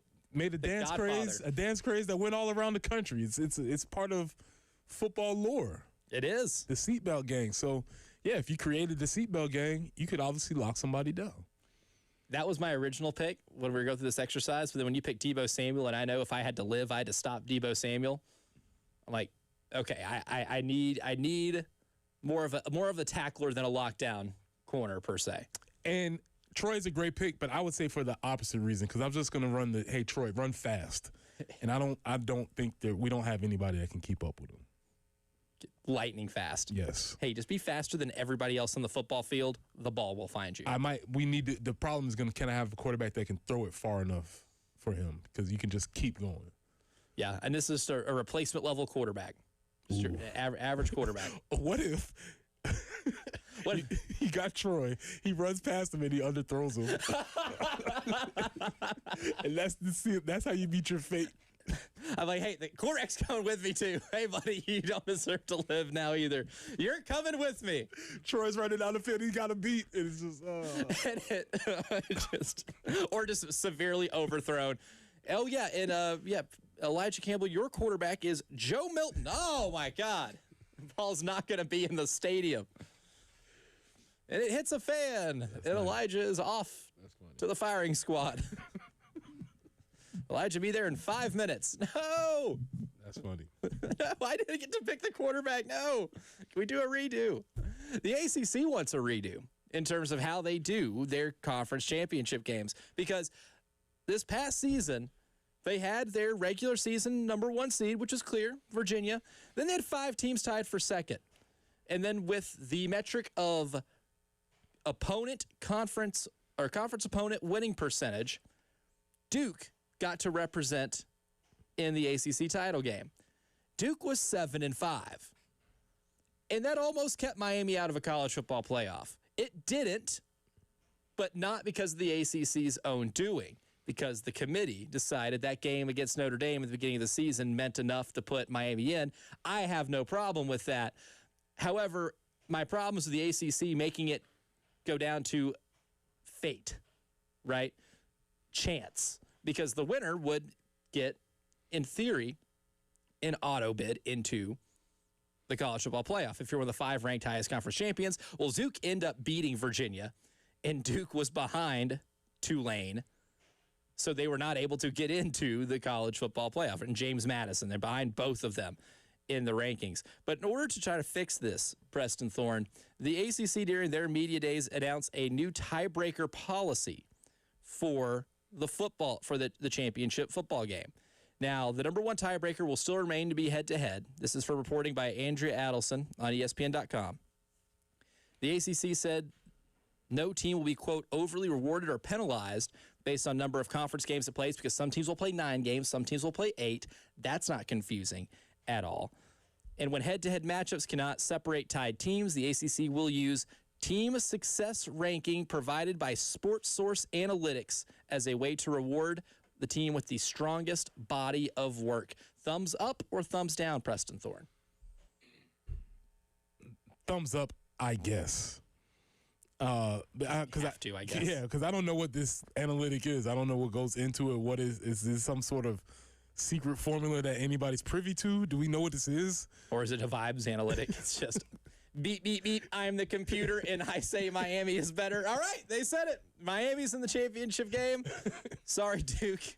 And the 3 other teams that tied for this spot. Right, because I think our tendency is to think, oh, well, there's a metric. There's no corruption behind that. And it's like, I don't know, man. I don't know what that means. So, yeah, that's cool.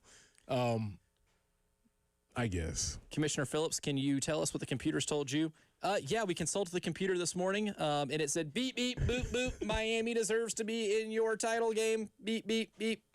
So and then here we are. Yeah. Miami gets to play Virginia. Yeah. I like the vibes-based criteria. That's essentially it. Essentially. Hour number 3 coming up next. More explosive play discussion.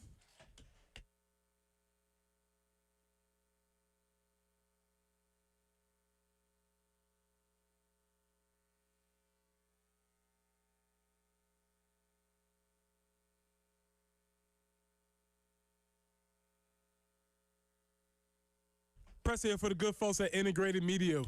The season is getting closer. You need the call so you can have your outdoor setup ready. What does your outdoor setup look like?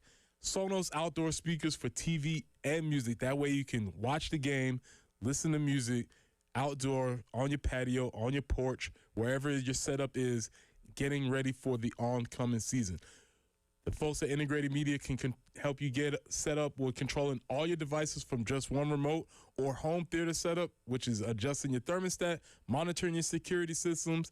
Whatever you need to get taken care of, Integrated Media can help you. So you need to call Nathan and Michael at 803-948-8327. That's 803-948-8327. Or you can reach them online at integratedmediainc.com.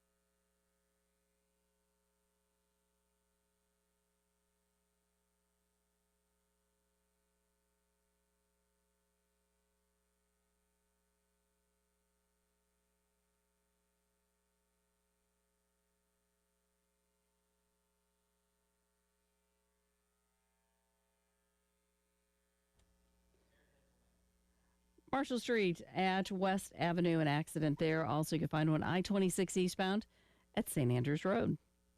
Sunny and 98 today, expecting a heat index over 100. 99 tomorrow, much of the same, maybe an afternoon thunderstorm. And could see some scattered thunderstorms throughout the weekend in the late afternoons as we keep these temperatures in the 90s. Right now, though, we have some sunshine, 76.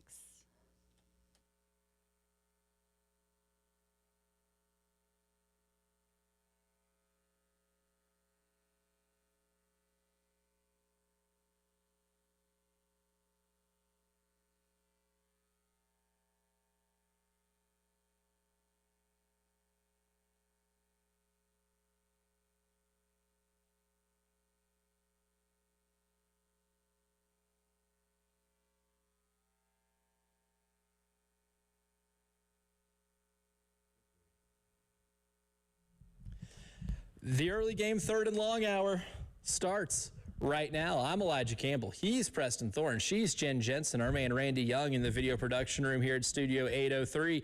And before we dive in to the explosive play discussion that we've had this morning, we have been, I guess, graced with the presence of the Ticket Fairy. Now, I didn't catch the Ticket Fairy in action. Just dropped this off at Jen's desk, and Jen gave it to me because we do have a 4-pack of tickets for tonight's Coral Reefer Band concert at the Charlotte, is it Truliant Amphitheater? The amphitheater in Charlotte. Sure. The amphitheater in Charlotte, which I've heard is fantastic. That show's at 7:30 tonight. Just be the first caller. 803-446-6100. It's going to be a race to the finish. And if you hear Jen Jensen's tones, then you have won that 4-pack of tickets. Don't know much of the Coral Reefer Band. Believe it might be the Jimmy Buffett backup band. I think that's what we kind of deduced off air. And Jimmy Buffett, 1, RIP. 2, Denny Green Award winner. So I was telling Preston off air too, when I was working concert security in Nashville, at the Ascend Amphitheater, I would work green room security. Me and the head of security would be there. And we couldn't leave until the artist always left. That was always the last thing we had to do because we had to lock the place up. And for one, most artists usually were leaving at like 2 or 3 a.m. Mm-hmm. They hung out for a little bit. Mm-hmm. Jimmy Buffett was out of that. The show was done by 11. He was out of there by like 11:45. Businessman. Oh, appreciate it. But you have to walk out through the security office to get to the loading dock. And he was walking through the office and he says, guys, y'all have a good weekend. Because the show was like on a Thursday. Y'all have a good weekend. Everything in there's yours. And we go in the green room and I left that place with like 3 cases of Shock Top and Land Shark. Always grateful. Jimmy Buffett is who we thought he was. That's what you want to hear from the legends. Yes. When people say don't meet your heroes, that did not involve Jimmy Buffett. My only contact with him. But Denny Green Award is exactly who we thought he was. Still taking your submissions. We have one text on the Firehouse Subs text line. It says, Fred Bennett, going unmentioned, extremely underrated. But give me Kenny and Jungle Boy. Kenny was my main man, RIP. And with Jungle Boy, you can't catch the ball very well when someone hits you in the ear hole. That's from Reg. Very true. Also, great picks. Fred Bennett, definitely very underrated. Somebody who would be lengthy. He might be the sleeper pick against somebody against maybe Sydney. He might be a sleeper pick against Sydney because he's long and he can maybe jump with him and take advantage of his height. And obviously Kenny McKinley being able to, same yak conversation, being able to make something happen. That's where we get to the nuances of the discussion. Are you preferring your explosive play to save your life to come with the yards after the catch? Or you want it to just be that 15 yards down the field, post somebody up, get that 15 yards and live to see another day? I chose the 15-yard post up there. I chose the yak. You chose the yak. Mm-hmm. Yeah. Hard to go wrong either way. Because I chose Debo, just in case anybody has just tuning in. I chose Debo. I know, but I chose Debo. Preston took Devo Samuel and his defensive back to cover my wide receiver. He has his Co Simpson. I tasked Nick Emenwari with covering Devo Samuel. I need a sure-handed tackler there. That's one of a freak athlete who can at least chase him around the field. I'll take my chances with that one. My wide receiver is Sidney Rice. And we've had a few Sydney mentions, so I have some variety here on the text line this morning. But the whole reason we did the hypothetical is because today is explosive play day here on the early game. We talked a little bit of it last offseason too. We did turnover margin yesterday, explosive plays today, and explosive plays, for the sake of conversation, we are just limiting it to rushing plays of 10 yards or more, passing plays of 15 yards or more. Now, this varies from coach to coach. Some coaches will have it at like 12 yards rushing or 20 yards passing. It's a sliding scale in terms of explosive plays. But for the sake of conversation, we stuck with maybe what is the most commonly referred to theme as explosive play as 10 yards rushing, 15 yards passing. And when you look at South Carolina last season, they had 110 explosive plays on offense. They gave up 104. So for you mathematicians out there, that is a +6 in terms of the ratio of explosives earned and then explosives given up. The ratio itself is good for 11th in the SEC. You were 12th in the SEC on offense in terms of generating explosive plays. You were actually 4th in the SEC in terms of avoiding explosives on that side of the ball. I think we're all good on defense. We'll get more to the defense here in a little bit, but I wanted to focus on the offense a little bit too, because I think when you go back and dissect the 2025 season, you look at like the offensive line, the offensive coordinator, the folks who were tasked with those two things getting fired, right? Mike Shula and Lonnie Teasley. And for good reason, is because it was such a disaster on offense last year. I think the lack of explosives compared to your conference peers is reflective of that. Yeah, because you have guys that can obviously produce explosive in Lenoris and Nick. We know that you have the talent to produce them. Explosive plays on offense are often generated by the coordinator putting their players in positions to make plays through scheme, through dialing play up, through formation, maybe through rhythm or tempo, like we'll talk about with Kendall Browse here. And so those players not having those opportunities last year, and then B, even if you had the best play drawn up, if you can't block it, then it doesn't even matter. Not going to come to fruition. Who knows how many explosive plays they had drawn up, but they forgot one key component. We have to be able to block this thing. And when you give up 43 sacks in a season, it's going to be very difficult. None of that, yeah. How many plays out of those 43 sacks could have been explosive plays? Interesting question to try to grasp. And one thing I like that you laid out at the very beginning of the show, too, was the idea that explosive plays can be a stat to show how well you scheme things up. Yeah, I 100% believe that because, yes, in a play for your life, we're talking talent here, right? We're talking talent here. But that's not how the game typically works.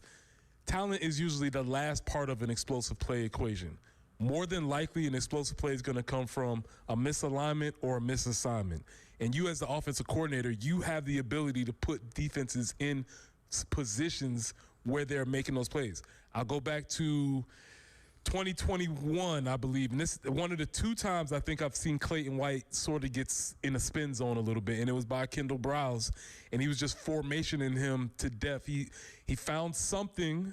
I don't know what the technical what it was, but there was some sort of angle that he found where he just had Clayton White's defense consistently out of position, and it always felt like Clayton was one play behind in trying to figure out what Kendall was doing. Offensive coordinators can do that very frequently. Those mismatches create explosive plays. So the talent in this equation is kind of like the S in PEMDAS. It's the subtraction part. Ooh, yeah, okay. It's the last. Now, I'm not math guy, so, listen, math. I'm an acronym guy, so that one did stick with me. But more so the formations and the preparation, all the pre-snap stuff too. It's probably the P in PEMDAS, like where the you're first going part with of this. the order I like of where you're going with operations this. to create explosive plays. Yeah, there's something to that. If I could sit down and think about it, I would definitely put talent as the last part of the equation, because sometimes, all things being equal, if the offense does their job and the defense does their job, then do I have a guy that can just jump over you and make a play, or run around you, or run by you, or run over you? If everything else fails, let's rely on talent, and that's why you want to have the talent. It's kind of like with Missouri. Missouri had over 90 explosive rushing plays. Now, to give you an idea of I guess, that total. Kentucky had 94 explosive plays all season on offense. That's passing and rushing. And, of course, I got these from CFBstats.com. They had 94 all season long. Missouri almost matched that total rushing alone. It's one thing to have the scheme because they run a very specific outside zone scheme, but having somebody like Ahmad Hardy, who then you see everything get blocked up really well, the offensive line does their job, all he has to do is usually make one man miss or find where the hole opens up in that stretch play, and then he's able to pick up 10 yards, on that outside zone run play. That is kind of maybe one of the perfect examples of what it is you're illustrating here in terms of the order of operations to create explosives. Right, because even if you're running that outside zone and they block it, everybody is a stalemate. Nobody wins. Everybody basically just you're running the mill football play. Nothing really happens. At the end of the day, there might be one guy that's unaccounted for, and what you're banking on is that your player can make them miss. Again, whether that's running them over, running them around them, whatever the case may be. Now, I want to go back to something that you mentioned earlier, and it was that Kendall Briles example when he was the offensive coordinator at Arkansas. Really the only offensive coordinator that you saw that put Clayton White in a tizzy at any point in his career. Probably that's really the only time I've really seen it.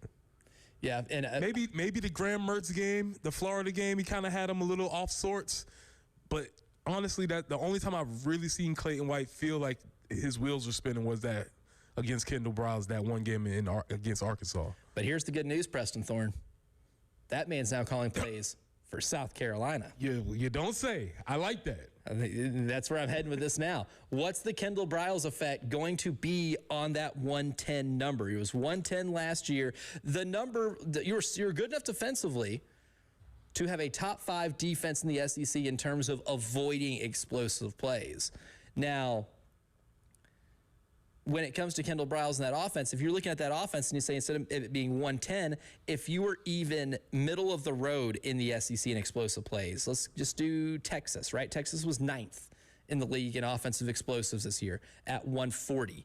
Say you get to 140 and still remain at 104 in terms of what you're giving up, then you're talking about a completely different outlook on what would have happened on the field last year. Well, you're talking in that hypothetical, that would be a plus 36 turnover margin. Yep. Where would that put you in the SEC? That would put you.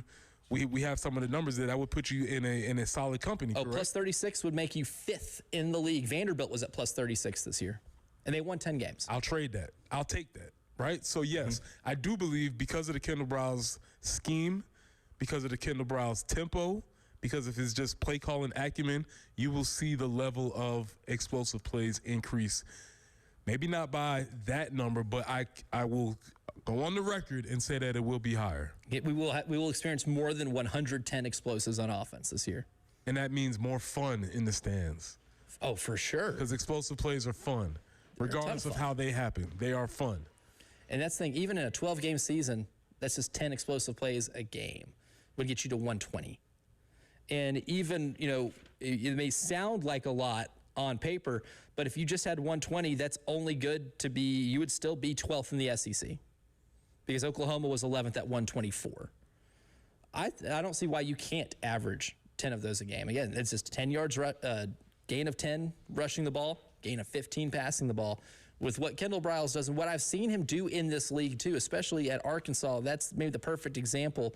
We can talk a lot about the X's and O's stuff, but I think what you can just notice in every single stop he's been in, he's really good at playing whatever his advantage is, whether it's airing the ball out or running the ball. I mean, example, at Florida, his 1 year at Florida Atlantic, he said, hey, I got this guy who's an NFL running back in Devin Singletary. We're playing in Conference USA. All I need to do is just give that guy the ball 300 plus times and we'll be really good. And guess what Florida Atlantic was? Really good. Guess what they did? Win a conference championship because Kendall Briles said, we don't have to air it out here. Let me just give that guy the ball 300 times and find ways where he can be in an advantageous situation. And guess what? He almost ran for 2,000 yards that season. He was, maybe 70 yards shy of a 2,000-yard season.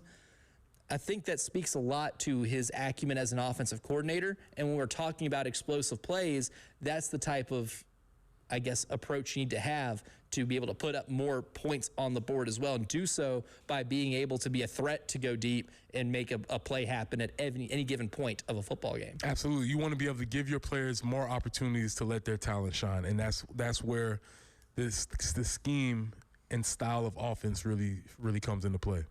Coming up next, though, we'll look at the defensive side of the ball. Clearly, that was the strength of South Carolina in terms of the explosive play element of the game. And I also have a few surprising things that I noticed when I was studying the rest of the SEC in explosive play margin from last year. We'll give you all of that coming up next year on the early game.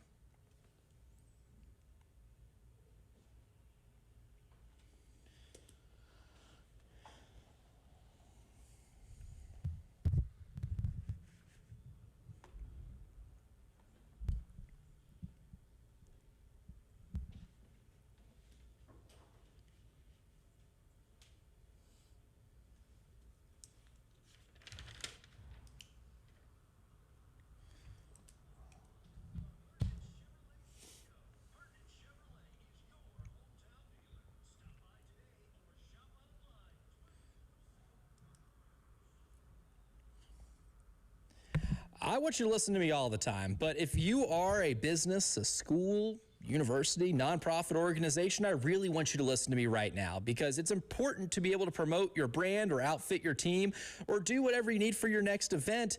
And the experts at School Cuts and Minutemen Press can provide apparel, signage, everything that you need for whatever it is you're running, business, school, nonprofit, again, you name it, they can outfit you, right? For 30 plus years, School Cuts has been providing this type of quality screen printing and embroidery on all types of uniforms, spirit wear, shirts, polos, hats even, you name it. I've seen everything they make, and it is a wide variety of things, and School Cuts is now part of the Minuteman Press family, and Minuteman Press has been creating high-level signage and all types of things that you can put on many different products. Visit them at either location today, 1415 Gervais Street, Columbia, or 1518 Wessinger Street, West Columbia. School Cuts and Minuteman Press.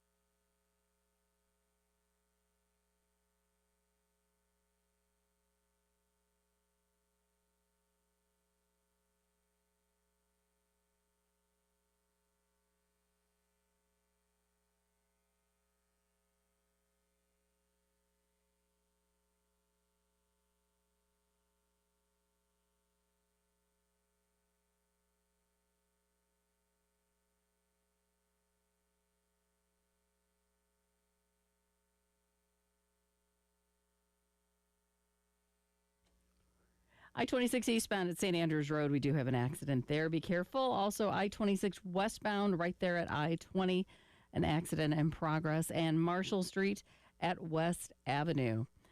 Sunshine, lots of sunshine, heat and humidity, 98 today. Heat index over 100. Same for tomorrow pretty much. And afternoon thunderstorms, 79 right now.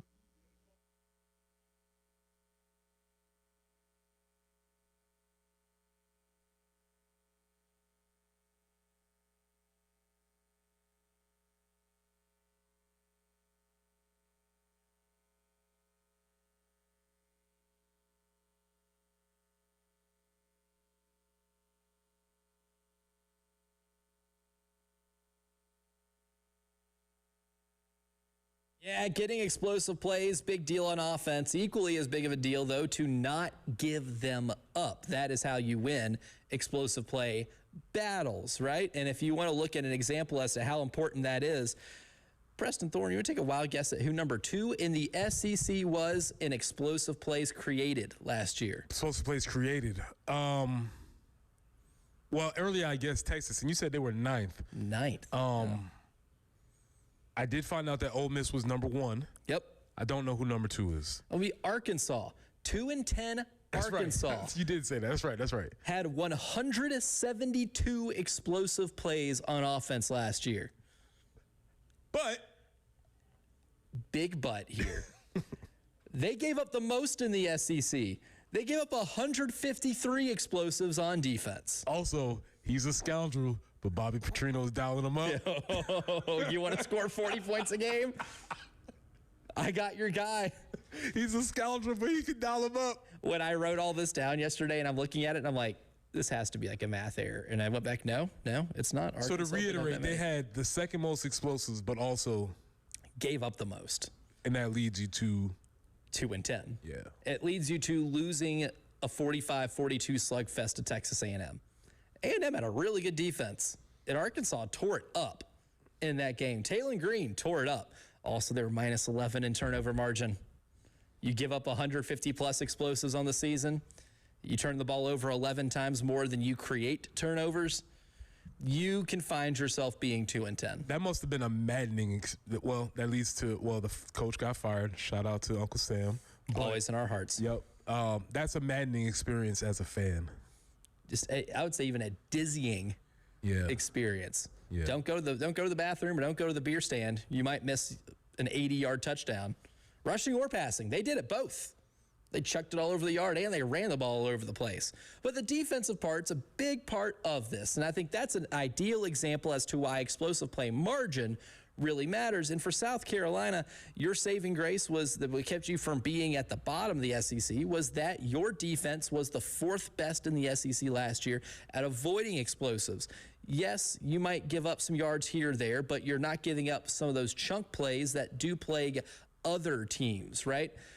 This year, I think with a unit that is incredibly experienced, that has more continuity, especially at the linebacker and defensive line positions, I expect that number to be the same or maybe even better for next year. If you want to know what the elite numbers are in the SEC, Missouri and Oklahoma had the 2 best. They're tied for first in the SEC. They only gave up 86. And then you go to Georgia, who only gave up 87. And then there's a big drop-off to South Carolina at 4, Kentucky and Auburn tied at 5th, Florida 7, Alabama 8, A&M 9, Texas 10. Then you get to the drop-off, and there's a lot more after that. That number goes, 104 to 105, 116, 117. But Georgia, Oklahoma, and Missouri were the outliers, right? Giving up fewer than 90 explosives. I'm not saying you're doing that, but I'm saying you can still stay in the top 5, and if your offense improves, your defense is going to be trusted to do a good enough job at avoiding those big plays to maybe give yourself a better chance at contending against in games against teams that you might not think you can initially. Well, the idea of big plays on defense, if you just take what I said last segment and flip it, is the same thing. On defense, big plays happen because you're misassigned or you're misaligned. You didn't get lined up properly before the ball was snapped. When you did get lined up, I thought I had deep third. You thought I was in man-to-man. The ball goes over my head, right? Whatever, and you see the DBs pointing at each other, and everybody, you see that conversation. That doesn't happen a lot on Clayton White defenses. And what that means is that they make you earn everything that you get. You'll see a lot of 8-play drives, 10-play drives. And the theory behind that as a defensive player, coach, is that offense is very difficult to execute consistently over and over again. And if on a drive, if you make them run or pass the ball 11 times, something's going to happen. A fumble, bad snap, a penalty, a drop, whatever the case is, or we'll get a sack, something will happen. So you, as a defense, you just want to make them snap it again, because you always are thinking that this next snap is the one that they're going to mess up. And that you just keep playing the odds and you end up working it out on defense. I think, theory developing right now as we speak, and just listening to you kind of lay that out there, is that one of the reasons why Clayton White has been so successful in terms of creating turnovers the last few years, by virtue of just making other teams have to snap the ball more because they're not scoring quick. A volume game, yeah, that might be that could be something. Nerd alert! That might be something for a nerd to look into. But yeah, I just feel like the more you make them snap the ball, the more likely they're going to mess up, because you just can't. There's the concept of decision fatigue, right? Okay, it's like this with my diet. Like, I can make the right decision 10 times, but then when they offer that last dessert at the end of the day, I was like, I can't turn it down. Or you're driving by Krispy Kreme and you see the hot signs on. I've done great all day. All day. I ate the oatmeal, and then I ate the salad. Don't eat the bag salads. You'll turn on that one. I ate the sandwich. I ate an apple. I did everything right. It's been going great. And then at the end of the day, that hot and now sign was on, and I blow it all. That's kind of the way offenses work. Like, you can do everything right all the time, but it's just very difficult to consistently. That's why offenses need chunk plays to sort of cheat the system a little bit. Yeah, eliminate the margin for error. One example that I thought of, it was in the first half of the Texas A&M game. Now, I know we're trying to exercise a lot of those demons, but obviously in the first half when you got up 30-3, you did some good stuff. A&M had a drive. They were running the ball well. They got into the red zone. I think this is near the end of the first half. And Marcel Reed makes a really dumb decision, throws it into not maybe a double team, but Vicari Swain's in the right place at the right time, picks off the pass. That entire drive, A&M was doing everything correctly. But if you were advantageous on defense, which South Carolina's defenses have been under Clayton White, with the exception of 2023 where they had that rough patch. That's a great example. Vicari Swain's able to pick off a pass in the end zone, and that nice drive that A&M had resulted in 0 points. So if we're trying to marry the topics of yesterday and today of turnover margin and explosive plays, if you eliminate explosive plays, your turnover margin can probably benefit too on the defensive side of the ball. Yeah, because you're just making them do it again. And the nature of offenses is just very difficult to execute at a high level 12 times at a time. It just doesn't work. It's just very, very difficult. Also, the other thing I want to bring in, offensive coordinators, dumb. Sometimes they get impatient, and if by the time you get to the 9th or 10th play of a drive, they also have a higher likelihood of doing something stupid because they can't be disciplined in their play calling either. They're following the script. They're taking the check down. They're running the play, and then at a certain point, the hot and now sign comes on, and they're like, I got to run this double reverse pass. It's screaming my name. Then it doesn't work. Like sitting at a roulette table, you're playing things smart the entire time, and then all of a sudden it's like, hey, put it all on black here. You know you want to. Who said that? You know you want to. Who said that? You're up a lot of money right now, but you could have so much more on one roll. Offensive coordinators have that devil and angel on the shoulders there. Absolutely. And it's kind of like playing in a game at Tennessee. You have a really good drive, you get to the goal line. Let's put our defensive end in. Have him take the snap. It was so cool at practice. Let's try it. It looked so cool at practice. Our scout team couldn't stop it. We're going to go on the road to the SEC, and we're going to turn that into points. We're going to do it anyway. hey, this is probably not a great idea. We're going to do it anyway. And then disaster. So the more times you make an offensive play call or make the discipline call, the theory is that they won't.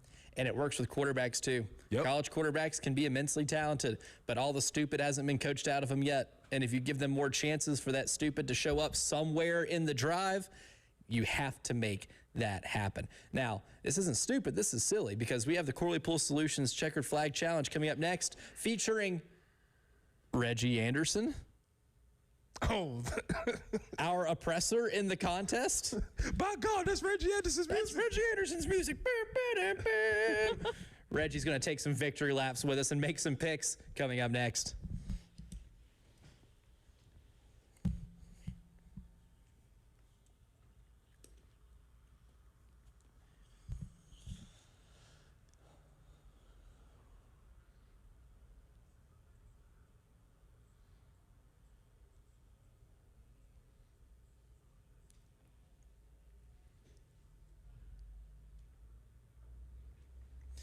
Summer already more than in full swing. It is hot outside, and it is one of those things too where it can make the inside of your house dirty too, and you don't want the inside of your house dirty. If the kids are outside playing and tracking dirt throughout the house, this is where Zero Res comes in to play. And in honor of summer of 2026, Zero Res is hooking you up with a really cool deal, and it's 26% off all services.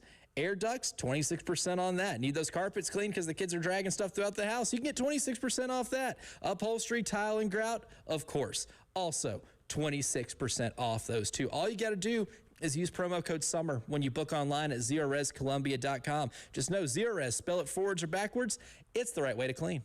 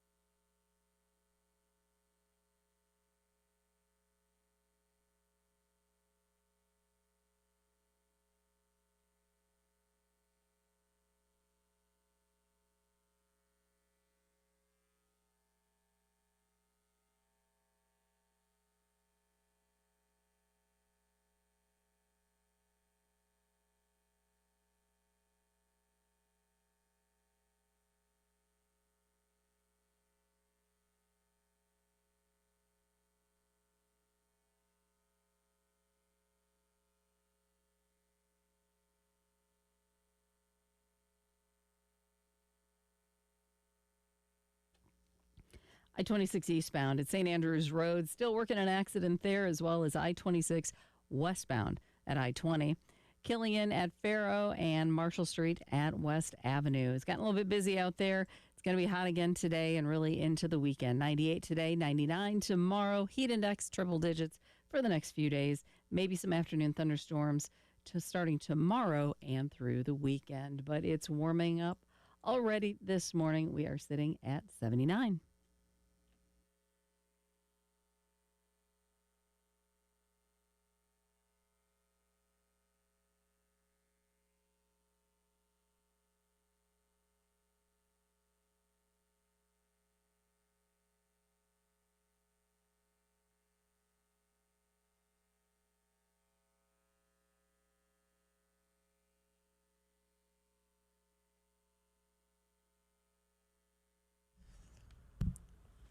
It's time to go racing. It's the Corley Pool Solutions Checkered Flag Challenge, and our man Josh Harris is here in spirit. We have him on the screen. His handsome face still graces us. He is here in spirit, but today it's Reggie Anderson of WLTX fame, also the man in first place here at the Corley Pool Solutions Checkered Flag Challenge. As soon as we thought we had one up on Reggie, he goes on an absolute tear here in the last month and a half, and now has the lead. Reggie, nobody's listening here. The microphones aren't on. We're not on air. Preston's not listening. Jen's not listening. Josh is just a picture on the TV and the monitor. What's the secret? The secret, unlike some people who work at your outfit, I'm not going to mention any names, but I actually know how hard it is to win, and this is a no gloating zone. So, but the secret is it's a family secret, much like my mother's moonshine that will stay in my head and will not be made public. Do you ever deliver that? Oh, that's another conversation. Okay. Yeah. That's where the NASCAR ties come in. She doesn't really have moonshine. By the way, for anybody listening back I know you guys are all over the state. My mother doesn't really have moonshine, but she could. She could. I like you.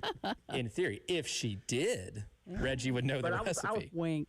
But I was happy to do this. I was like, good grief. I mean, Jen offered to let me pick first this week if I came on live. I was like, well, sure. Why not? I don't quite remember that part. I just remember you joining. I remember. You might have. Don't welsh now. Don't welsh now. I'm pretty sure I'm pretty sure that conversation happened. At least in. Maybe, you know what? Maybe I was sampling my mother's moonshine when that conversation. You might have been actually. Just remember, I'm the one that controls whether you speak or not. So. Well, the viewers or listeners are probably thinking, hit the button, Jen. Just hit the button. Hit the mute button. Dump him. But I will say this. You talk about me being on a tear. I certainly wasn't on a tear in Atlanta when I went with William Byron, and then I listened to their audio a couple of days afterwards. The back and forth was quite spicy. So if I'd known that ahead of time, I might have gone with somebody else. But again, if I'd gone with Larson, he hits the wall. And but it was really a fun race down in Atlanta, and I'm really happy for those guys down there. Great. Brandon Hutchison, the track president, does a great job. And it was a great race. Ryan Blaney clearly had the best car, even with a little bit of vibration that he felt after a little bit of contact with Bubba. And he had the best car, and Josh made a good call. Yeah, he really did. It was a good race overall. And it just, as Tyler had said numerous times, his quote is, "It never disappoints." And that's true. Atlanta has just been great with this, with this next-gen car. So that's one I've said for a couple of years, and I think next year I've got to get to a race because it puts on such a great show. As long as the weather holds off, and they were able to get it done, I was able to watch it live. Of course, I didn't go to bed about 1 o'clock, but I'm glad they got it in. I'm glad they got the full race in, and it was worth even though they had to wait a few hours because of the weather, it was worth the wait. Yeah, and then, you think, all the festivities are done, but Blaney ends up winning a motorcycle. So what's he do? Takes a few laps on the motorcycle. So people got treated all kinds of fun stuff. And I especially like the fact that the call to the command to start the engines, Chipper Jones. I mean, how awesome is that? Yeah, such a great touch overall. And then you and I were all fair talking about SCG. I think he finished top 10. He did. He says he doesn't really do well at those kind of tracks, but for some reason in Atlanta, he had a good run. So maybe I should have picked him. Yeah. That could have got me a couple extra points. Yep. Yeah, that might have helped a little bit. But SVG is coming along, and we've talked about that before, that, such a master on the road courses. And we've always said if he starts to pick up on the ovals, look out, because then he is a double threat, I guess, because the others have not adapted to road courses. We have a lot of good road course racers, but he just has that lifelong finesse.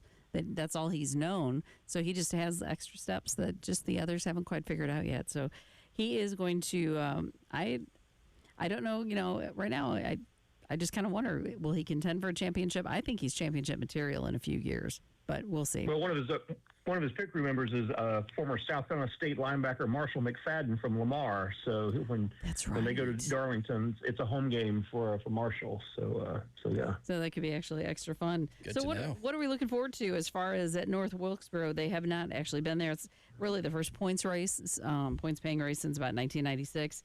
I'm looking forward to it. I know we've had the All-Star race there, and people really loved it. What are your thoughts on getting back there and really being a full weekend? Well, I think it's great that finally, and I know this has happened for a couple of years, but finally NASCAR is getting back to some of its roots. And I've not been to North Wilkesboro in quite a few years. I think the last time I went was probably like the late 90s, maybe early 2000s. So I'm sure they've done a lot with the track since then. But now we just got to get the Rock back on the schedule for a points race. But yeah, I mean, you've got a track that's a little bit over half a mile, flat. So we could have some hurt feelings, much like we have at Bristol and these road course races. We could have some carryover. I think Carson Hocevar has a big target on his car. I think maybe some people want to settle some scores. So we'll see. That could be a lot of fun. Yeah, that Hocevar drama has been really interesting when you have like Zane Smith and Riley Herbst. They were on Bustin' with the Boys, and there's just no love lost with him. And you hear comments from other drivers where it's just almost like Hocevar is trying to kind of do two things. He's trying to like serve his fans and have a certain persona, but then he's kind of different with his fellow drivers. And hey, right now he's got people talking about him. So, I hope he finally And he had a good run in Atlanta. He had a great run in Atlanta. And they were battling. Yeah. And so, as long as he can keep winning. Mm-hmm. Yep. I don't know. Like I said, I think it's good to have some young guns in there who are doing well. Again, gets people eyes on the sport. A little bit of controversy never hurts anything, but that's been quite the dilemma. And by the end of, I think, the interviews at the end of the weekend, I think Zane Smith was like, okay, if one more person asks me about my comments about Hocevar, I'm kind of over it. But I think it's been a fun thing, and let's kind of keep an eye on all of them. And like you mentioned before, SVG having a little bit of a tiff with Austin Hill. I think tempers are starting to flare a little bit more, getting down to the wire, and as far as getting closer to the chase. So I think it's going to be a fun rest of the season. Yeah, and that final points race before the playoffs start, that could be that could be insane. So. Yeah. I think it's is that Daytona? I haven't looked at the schedule yet. Yep. Because I take it one race at a time. I don't look too far ahead, but yeah. Yeah, so it should be good. So yeah, North Wilkesboro this weekend. Go to the Brickyard next weekend to end that in-season challenge, and it is time for some picks. Oh, good. I'll go ahead and start. I know. Well, let's hold on just a second. We'll let Elijah talk. And see what. No, I don't get the first pick. Are you sure I don't get the first pick? I am so sure because of the points that Elijah's going to tell us about. Okay. That's right. Preston and I earned the first picks here. We earned being in last, right? This is something you have to work for. You have to strive for. Tanking is not for the faint of heart. And Preston and I will say we strategically did it because Preston and I are tied in last with 95 points. Josh just above us at 97, then Jen at 98, Reggie in first at 101. So still only 6 points separates Reggie and, Preston and I at the bottom. But Preston, I'll let you have the first pick. Since I'm in last place, I'm going to go with the favorite. Give me Denny Hamlin. Of course. Felt like that was the easiest one there. I'm going to go with someone who finished second. Jen got 6 points from him last week. I've noticed when dudes get on the track and they start getting hot for a few weeks, that it kind of sustains. So I'm a believer in NASCAR momentum here. Give me Christopher Bell. Okay. All good. All right, that takes us to Josh. He did send me his picks. His first pick was Hamlin. Second was Bell. So he is looking at Ryan Blaney for this weekend. Also had him on the list. I did too. Dag nabbit. Now I'm struggling a little bit. I think I'm going to ride the Reddick train. I don't know. That may be stupid, but I'm going to try it. So I'm going to say Tyler Reddick. So, Reggie, now that you've heard all of that magic, Who All do you right, take? so I've got all right, so Reddick, Blaney, Bell, and Hamlin are all taken. Yes. I've had one of my kids go with Bubba, which I can't do because I looked at the odds. I mean, that's just a hard pick. I'm gonna do Ty Gibbs. Oh, nice choice. All right. Excellent. Well, thank you, Reggie. We appreciate you coming on and playing All our right, silly glad little I can game. help. I like this. This is nice. In fact, Josh can just stay on vacation next week. I'll come back. I love it. know. You're welcome anytime. Let's give it up for All right, Reggie. guys. Thank y'all. Yep. Reggie Anderson of WLTX fame, making his first appearance on the show this year for the Corley Pool Solutions Checkered Flag Challenge. Hopefully he's not a winner this weekend. We'll give you our winners for today's show, brought to you by the Golden Spur, coming up next.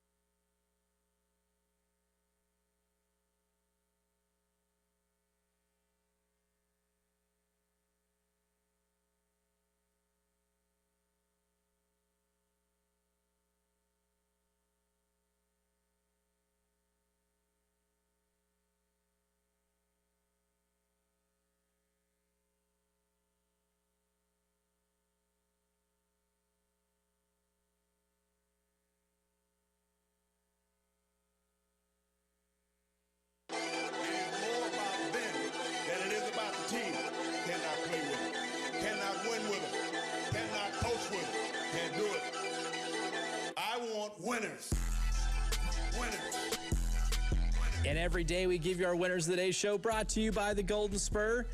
And I think there's one clear winner for today. Explosives. No, I'm not talking about the thing going on with the lettuce. I'm not. That's the explosives you want to avoid. You want to be South Carolina's defense in that regard.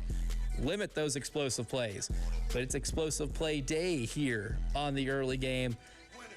And a lot of really great breakdowns in terms of what that number actually represents when you look at it over the course of a 12-game season.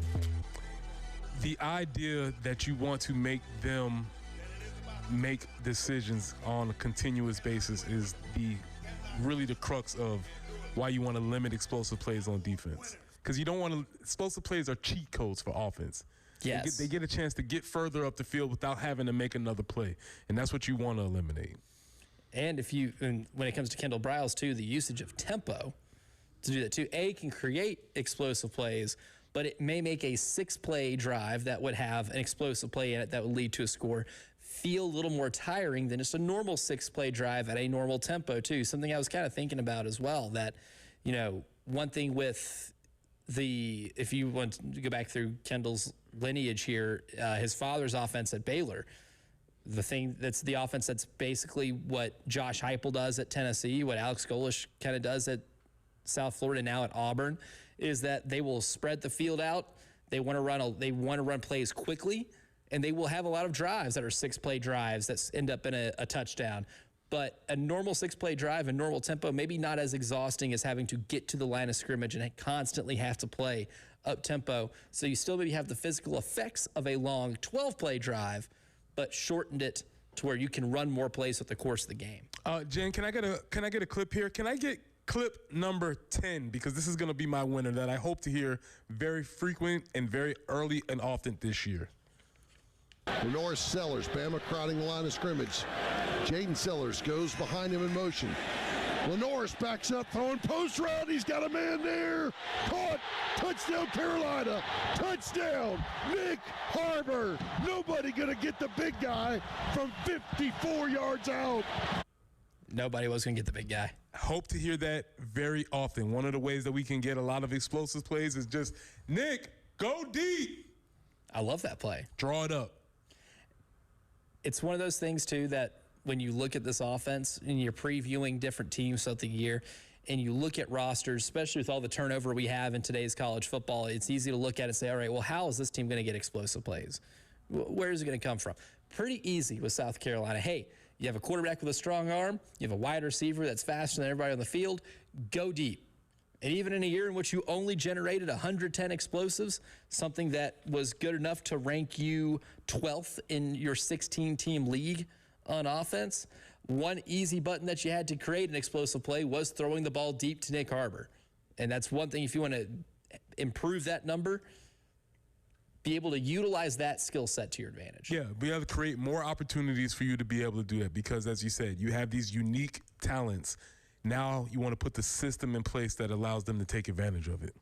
Winner, curses. Okay. England has not appeared in a Global Goblet final since 1966. They had a 1-goal lead yesterday in the 85th minute and found a way to give up 2 goals in 6 minutes. And they are sent home, and Argentina will play Spain for all the marbles. Yeah, and again, if you don't know anything about soccer, which I include myself amongst that crew, it's pretty clear who the best player in the world is because he keeps making plays. He keeps doing it. Assists on the 2 goals that were scored, including the last one where he sends in a beautiful cross that sets up that game-winning goal. And the angle, there's one angle that you can look at where you see the ball kind of like move, in air curve a little bit to get to the right place at the right time, just the perfect amount of touch on it. There's a reason why people say that guy's the greatest player to ever live. Yeah, if I didn't know anything else, I would be like, oh, who's the dude that keeps making things happening for his team? It's got to be him. So we'll see. He did it when they were down to Cape Verde. He did it when they were down to Egypt. He did it when they got to extra time against Switzerland and you had to get out of that mess in Kansas City. And he did it down a goal yesterday to England. It feels inevitable. It might be. Spain, Argentina for all the marbles. An incredible game yesterday. That was a winner of a sporting event. Tyler Head and Jack Veltri, they're winners of the extra point, and they're next. We'll talk to you again tomorrow morning.